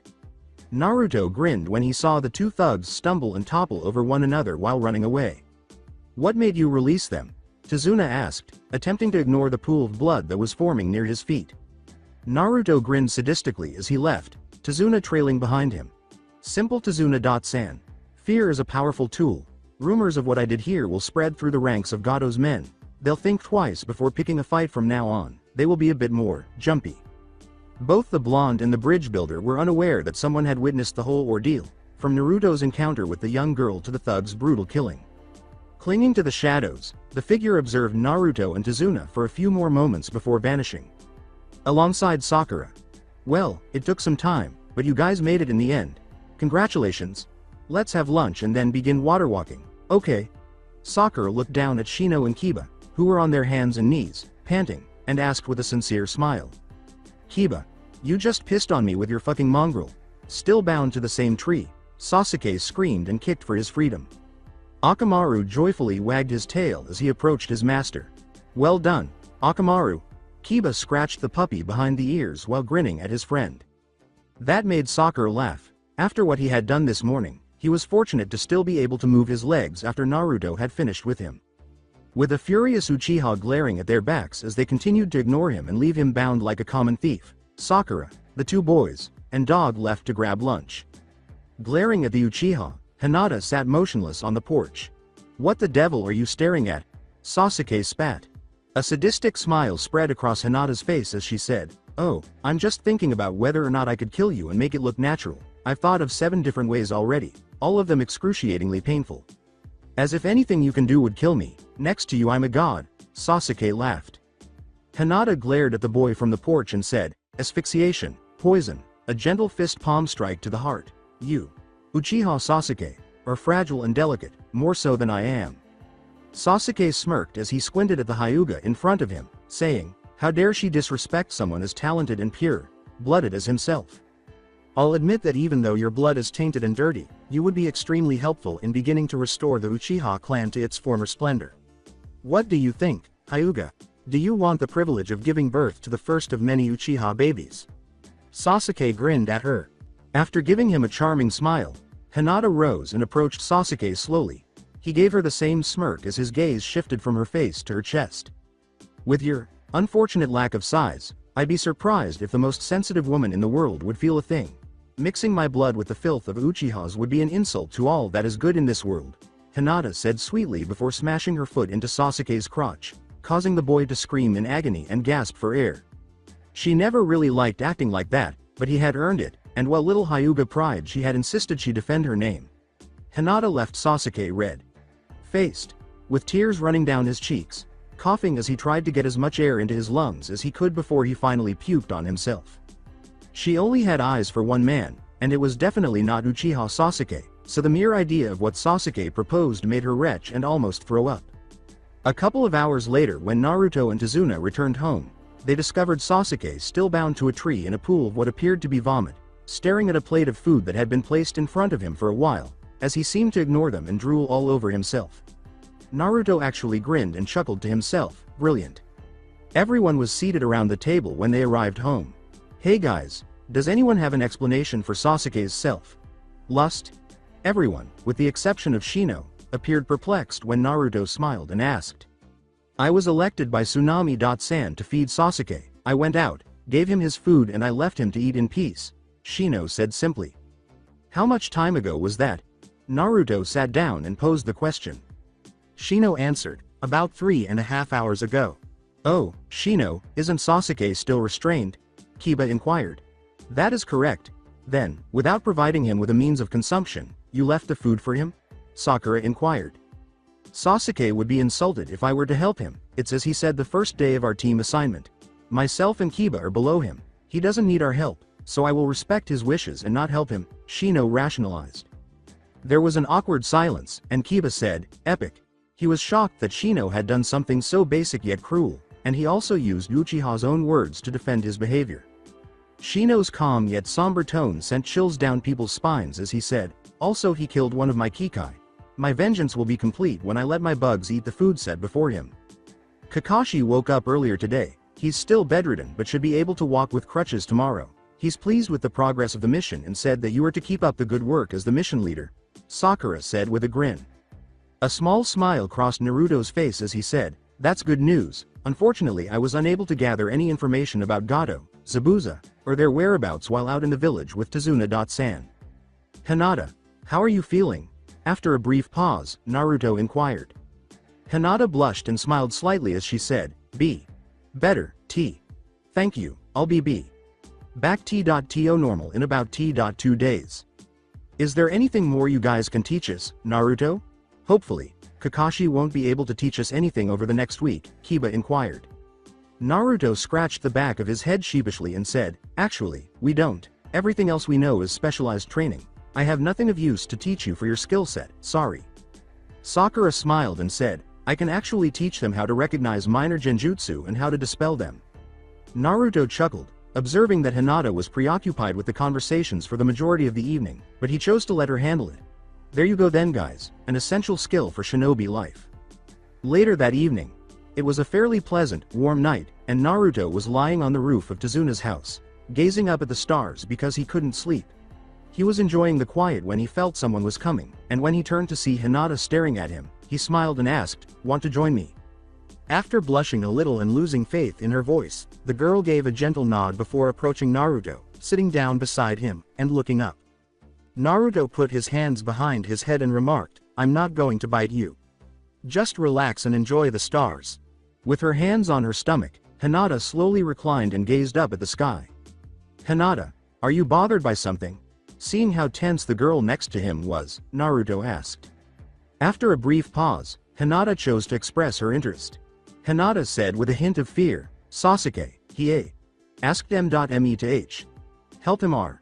Restore H. His clan. He has to get past me to try to force you to do anything, as if he has any chance with a girl like you. Naruto instantly lifted the girl's spirits by grinning at her. After a brief period of silence, Hinata turned to face Naruto, who briefly returned the glance before grinning. W. What does she resemble? Nervously, Hinata asked. Who? Do you like the girl? She turned her head slightly to look at him as she answered. Naruto grinned and said, perfect, smart, beautiful, and she's really strong and cool too. W. Who is she? Hinata inquired. I'd rather not say, it's painful to know I can't be with her and just as painful to talk about it, Naruto said, sitting up and his face turning sad. Hinata scowled a little because that was not the response she had hoped for. How about you? Asked Naruto, is there a guy? You still don't understand, do you? With a sad reply, Hinata sat up as well. The look Hinata was giving him was one of pain and hurt, and Naruto turned to face her with a questioning expression that he detested because it didn't belong there. Hinata-chan. Hinata sighed and sat up, saying, don't, before turning away from the blonde. She did her best not to be upset with him because it wasn't his fault. Naruto watched her slowly stand up. Hinata was about to leave him when two arms wrapped around her waist and gently drew her back. She didn't fight, she just remained motionless. He paused before continuing, saying, Hinata-chan, you are my best friend, and I don't want you to be persecuted for being with me. That's why I live outside the village. 12 years ago, Yondaime fought the Kyuubi, but he could only defeat it by sealing it into me. I house the Kyuubi no Yoko. That's why we can't be together. I want it more than anything, I really do. But more than that, I don't want you to suffer because you love something as strange and despised as me. His voice was sorrowful as he spoke quietly, his arms falling limp at his sides, and his head hung low. After Hinata began sobbing quietly to herself, she gently leaned back against Naruto before turning to put her arms around him and her head on his chest. Naruto grinned pitifully, relieved that she hadn't fled from him or harbored hatred. Even knowing T. That, M.My feelings D. Don't change, I knew A. About T. The Kyuubi, I. No people will H. Hate M.Me, but I'd be happy, T. That alone W. Would be W. Worth all the H. Hate, she said quietly and softly, lifting her head to gaze into Naruto's eyes while letting her own tears fall freely. I'll carry the weight of my hatred alongside you. B because I cherish you. She spoke softly before reaching up and giving him a gentle kiss on the lips. After a few seconds, she broke free to discover that his arms were once again around her waist. She grinned up at him, her tear-filled eyes glowing warmly in the moonlight as she looked up at Naruto, who stood beside her and looked into his eyes before he gave himself a tiny, genuine smile of joy and slightly tightened his hold on her. He chuckled softly before leaning in to give Hinata a kiss and drawing her nearer. Hiyashi. Sama is going to kill me. After 30 minutes, while Hinata was off talking to Naruto on the house's roof, Sakura was sitting at the tent's small table, reading a scroll, and to be honest, she was completely bored. Hinata soon entered the tent and grinned at Sakura, who was staring back at the heiress with a look of complete boredom. Before retreating into the girls' side of the tent, the heiress said simply, "I'm gonna go to bed now." Hinata was flushed and had the happiest expression she had ever seen on her face. As far as Sakura was aware, Naruto was unaware of Hinata's feelings for him, and the heiress herself couldn't bring herself to tell him. Sakura was astounded, wondering how it could have happened to have Hinata in such a state of bliss. 5 minutes later, Naruto arrived and exclaimed, "Hey Sakura," with joy. "Have I overlooked anything?" Sakura retorted, "Your negative attitude has completely ruined it," and Hinata enters grinning like I've never seen her before. On the defensive, Naruto remarked, "We just talked about random stuff." Sakura uttered, "Never mind," while staring blankly at Naruto. Naruto declared, "I'm going to bed," before withdrawing into the tent's boys' side and sleeping for the night. Before something in her memory drew her attention, Sakura said to herself, "Fucking teenagers." She asked herself the question she was thinking about. Was Sasuke untied by anyone?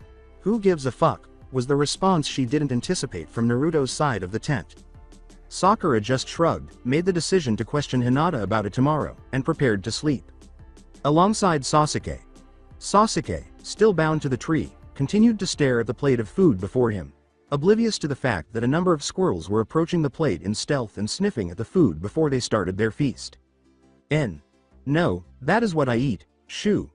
Sasuke sat there for 2 hours looking completely defeated as mere rodents ate his meal, leaving him emotionally and physically exhausted and sobbing silently over his loss. He screamed and kicked his legs as hard as he could in an attempt to fend off the squirrels, but it was in vain as they slowly devoured everything, not even leaving crumbs on the plate. Sasuke just sat there, staring longingly at the empty plate in front of him.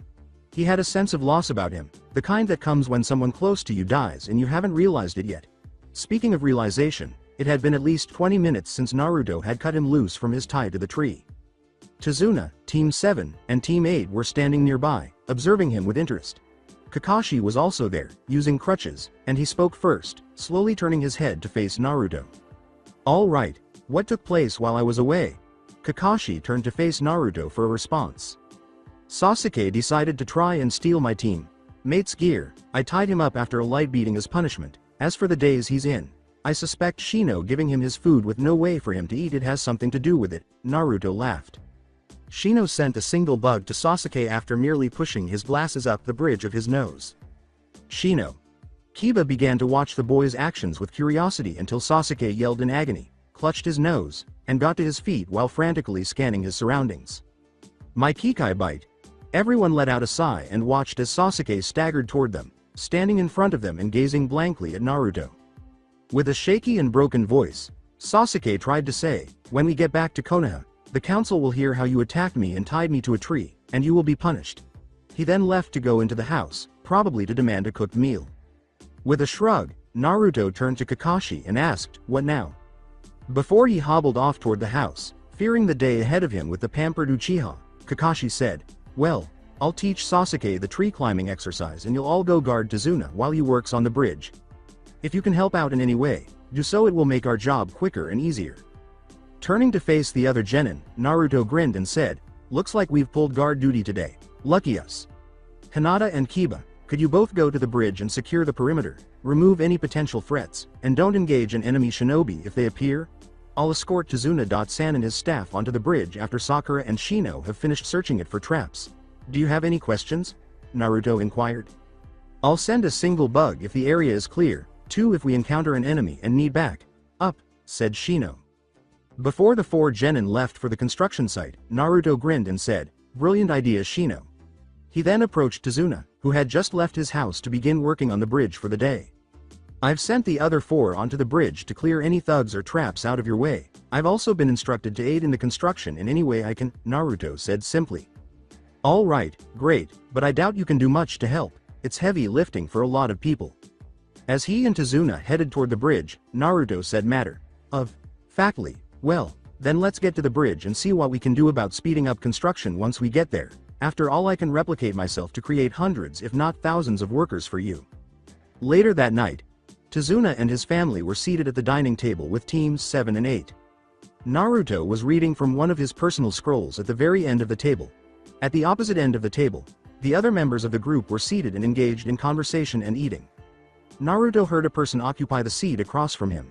He continued reading for a moment, then looked up blankly to see Inari, Tazuna's grandson, glaring at him. Naruto ignored the young child and returned to reading after a short while. The tone of the boy's voice was dead. "You're going to die, you know." With everyone's attention on Inari and Naruto, the room fell silent. As he spoke, Naruto continued to read. "So should I give up, go home and hide? Let your grandfather get killed by Gato? You fail to realize that I'm not a normal person, I'm a shinobi," replied Naruto. With his fist slammed on the table, Inari yelled back at the blonde, "It doesn't matter what you are or who you are. You can't beat Gato's men. Hey, don't be so fucking ungrateful. Without us your grandfather would be dead." Naruto snarled at Inari as he slowly raised his head and gave him a stern look. The harsh tone aimed at Inari made him jump. Before he fled to his room, he managed to give Naruto a glare. Even though Naruto felt bad about what he had said to the child, he had to learn that some things in life are worth fighting for with all of your might and not giving up at the first chance. He just went back to reading. Before rushing out the front door, he rolled up his scroll and said, "I'll be on the roof if I'm needed." Kakashi questioned, "What's wrong with Naruto?" When Hinata placed a hand on her friend's shoulder, Sakura gestured to stand up. "Don't know, I'll go see to him." Hinata muttered, "Let me. I think I know what's wrong." As Sakura watched her friend leave through the door, she merely nodded and smiled. She returned her attention to the food. Kiba smiled slightly and said, "Hey Sakura, would you like to join me after dinner to take Akamaru out for a walk before bed?" Sakura, "Yeah sure, I wouldn't mind the fresh air," with a small smile. Fresh air, around him and his mutt. You'd be lucky for their stench not to linger with you for a week, Sasuke grumbled. Kiba scowled at his alleged teammate and said, "I'll let you know that I take a bath every day." Sakura gave the Inuzuka a charming smile before giving Sasuke a glare that could put out fire. "Just ignore him Kiba, he's clearly beneath your level of maturity," she said. "Pain, lots of pain," was what the look promised.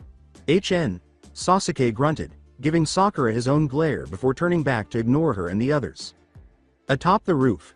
When Naruto felt Hinata coming toward him, a tiny smile that had grown into a broad one appeared on his face as he lay back and gazed up at the stars. Following him, she lay down on the roof and blushed as she grinned at her boyfriend. Naruto put an arm around her after leaning over to give her a kiss. Hinata kissed him back and leaned in to give Naruto a hug. Naruto smiled and said, "I've wanted to do that all day." "I understand how you feel, it's difficult to control myself," Hinata grinned back contentedly. With his head resting on hers, Naruto gave her a small squeeze. "So, how am I going to explain this to your father?" he asked, his expression growing more perplexed. "Without him killing me of course?" "Well, I'm not so sure he will be unhappy about it, ever since IW. Was assigned T.to Team 7 and F. Found out Y.U were on M.My team. He W. Was unusually H. Happy about it and W. Wouldn't tell M.Mey, Hinata said, laughing at her father's apparent anxiety at learning the news. "Bit pointless asking permission, seeing as we're already with each other, although I'm happy with keeping it secret for now. Last thing we need is Sasuke Teme finding out and causing more trouble for us," whispered Naruto. Hinata gave Naruto a mischievous grin and said, "We should tell Sakura, besides it. Think she likes Kiba-kun." Naruto arched his eyebrows. Naruto observed thoughtfully, she does seem a lot less fixated on Sasuke than before the mission. After a brief period of silence, Naruto rolled onto his side and turned to face Hinata, holding his hand and elbow up to support his head. The Hyuga heiress turned to face Naruto, who was grinning at her in a manner that she had only seen a few times but that had started to happen frequently lately. Hinata's face was warming up as she asked, "What?" with a tiny smile. Slowly, Naruto bent down and planted a kiss on her lips. "I'm just thinking about how truly beautiful you are, and how I am the luckiest man in all of the elemental nations to have you as my girlfriend," he said quietly as he stepped back. With her cheeks growing darker, Hinata stumbled out, "Why? You are really think so?" "I know so Hinata. Chan," he muttered, then stole another kiss from the goddess with the lavender eyes next to him. Hinata put her arms loosely around Naruto's neck and pulled him in, deepening the kiss, not that he would object. alongside Sakura, Kiba, and of course, Akamaru. Akamaru was left to run around, but he stayed close by, while Kiba and Sakura strolled slowly through the nearby forest. They had been discussing their prior missions and training with their teams. Kiba turned to Sakura and asked inquisitively, "So what's the deal with Naruto anyway? He's been doing missions since we were all in the academy. He is probably one of the most helpful and patient people I've ever met, and he is one of my best friends, along with Hinata, who has a major crush on him." Sakura laughed. With a smile and a little giggle, Kiba remarked, "I couldn't tell. He seems nice enough, and Akamaru seems to like him too." "He's a good guy, Kiba-kun," Sakura said, grinning as she nodded. They stopped and exchanged glances, and there was an awkward silence between them. After he swallowed the lump in his throat and combed his hair, Kiba took a deep breath and posed the question that had been bothering him for several days. Kiba rubbed his neck and looked to the left, blushing slightly. "Sakura-chan, do you think that we could, maybe go on a date when we get back? To Konoha, I mean?" he asked. As she looked down at the ground, Sakura blushed and couldn't help but smile. Then, as she held her arms behind her back, she looked back up at Kiba, smiling and her eyes glinting. On one condition, was her statement, which caused Kiba to gaze at her with hope. "Take Akamaru with you," she said, grinning. "Yeah, sure, of course," Kiba said with a joyful smile that was hardly controlled. Sakura chuckled and said, "I wondered when you'd finally ask." With his tail wagging, Akamaru chased a squirrel up a tree and right between them. As the puppy leapt around the tree, the squirrel had escaped up into Kiba, and Sakura chuckled at him. Somewhere. Zabuza-sama, Hien has arrived, the Nuke.Nin demanded, "Show her in Haku." Before leaving the room, the girl bowed. When Zabuza felt someone enter the room, he turned to see a woman approaching him. Her headband was tied around her face, completely covering her eyes and most of her face. The emblem on it was completely torn and scratched from recognition. She was about 5.5 feet tall, with waist length black, blue hair. She was dressed in a basic mesh shirt underneath a gunmetal colored battle kimono with a dark blue lining. Her kimono's long sleeves covered her hands and bandaged her forearms. She had a shuriken holster strapped to her right leg and was dressed in a pair of black, blue pants and a basic low-cut zori. Zabuza glared at her. "Hien, what took you so damn long?" Before speaking, she remained motionless for a brief moment, her head cocked slightly to the side. Her voice was calm as she said, "You are lucky I turned up at all. You know damn well what I'll do to you if you disappoint me, Hien. You want to see your family again, don't you? Then you'll do as you're fucking told. When I tell you to do it, otherwise I'll activate the seal." Zabuza broke down. There was a brief pause before she answered, "What do you want me to do?" Under his bandages, Zabuza simply smiled as he started to explain his plans to her. "Find the Konoha ninja, learn everything you can about them, especially the one with the bluish black hair. You'll be killing her soon enough." The house of Tazuna the following morning. She looked at Hinata, who gave her a small smile, and said, "He was out all night last night. He didn't return to the tent until just before we came in for breakfast. He went into town to try and pick up any last-minute information on Gato or any ninja in the area," said Hinata. The words, "We'll let him rest for now. I'm going to take Team 7 and Hinata to the bridge with me. Sakura, you and Naruto stay and protect Tsunami and Inari," caused Hinata to turn her head to look at him before letting out a small sigh. Sakura merely gave her temporary Junin instructor a nod, although she had to confess that she liked her own sensei's tough love better than Kakashi's slackiness. Before getting up to help Tsunami clean up the dining table and wash the dishes, Sakura said, "Naruto will be asleep for a while yet," and she had no desire to wake him when he needed the rest. So, she cast a simple genjutsu over the tent to hide it from view so that if anyone were to arrive uninvited, she could somehow warn Naruto, giving him the element of surprise to strike them as they retreated. With Hinata and Team 8, the bridge was bustling with activity when the group arrived, with more workers than Tazuna could count working on it. The master bridge builder was left speechless when a figure fell in front of them. "Hey Hinata-chan, guys, the boss didn't get in till early this morning, but he left about 300 of us here working on the bridge and supplying the other workers with different jobs," said Naruto, who was obviously a Kage Bunshin. As he observed clones transporting hundreds of tons of equipment throughout the region, Tazuna gaped like a fish. How in the world is he able to produce so many Kage Bunshin? Incredulously, Kakashi asked himself. Hinata boasted about her secret boyfriend, saying, "Naruto-kun has massive chakra reserves, they are beyond anything I have seen." However, This type of thought was supposed to be impossible, Kakashi inquired. Hinata softly whispered to the Junin, Kakashi, Naruto. Kun's reserves are a byproduct of his condition. The Junin nodded, understanding that it made sense. Alright, let's let Naruto and Tazuna work on the bridge while we patrol the area. Shino and Sasuke will inspect the bridge for any issues, while Kiba and Hinata will take over the shoreline. Kakashi waved his hand dismissively at his subordinates, saying, and I'll stay here, report back every half hour. Kakashi inhaled deeply, grinned, and said, fly my pretties, fly, nodding his head in agreement. He then proceeded to a stack of sandbags and reclined, unwinding while reading more of the enticing stories of the porn, laughing twistedly to himself. The Junin chuckled to himself, take it all you dirty girl, hee hee hee. How is it possible for him to read that aloud? Hinata said, turning to face Kakashi. He's got no shame, he even reads it when talking to Hokage. Sama, yet no one dares to object to his actions, Kiba said, shrugging his shoulders as he stood beside her.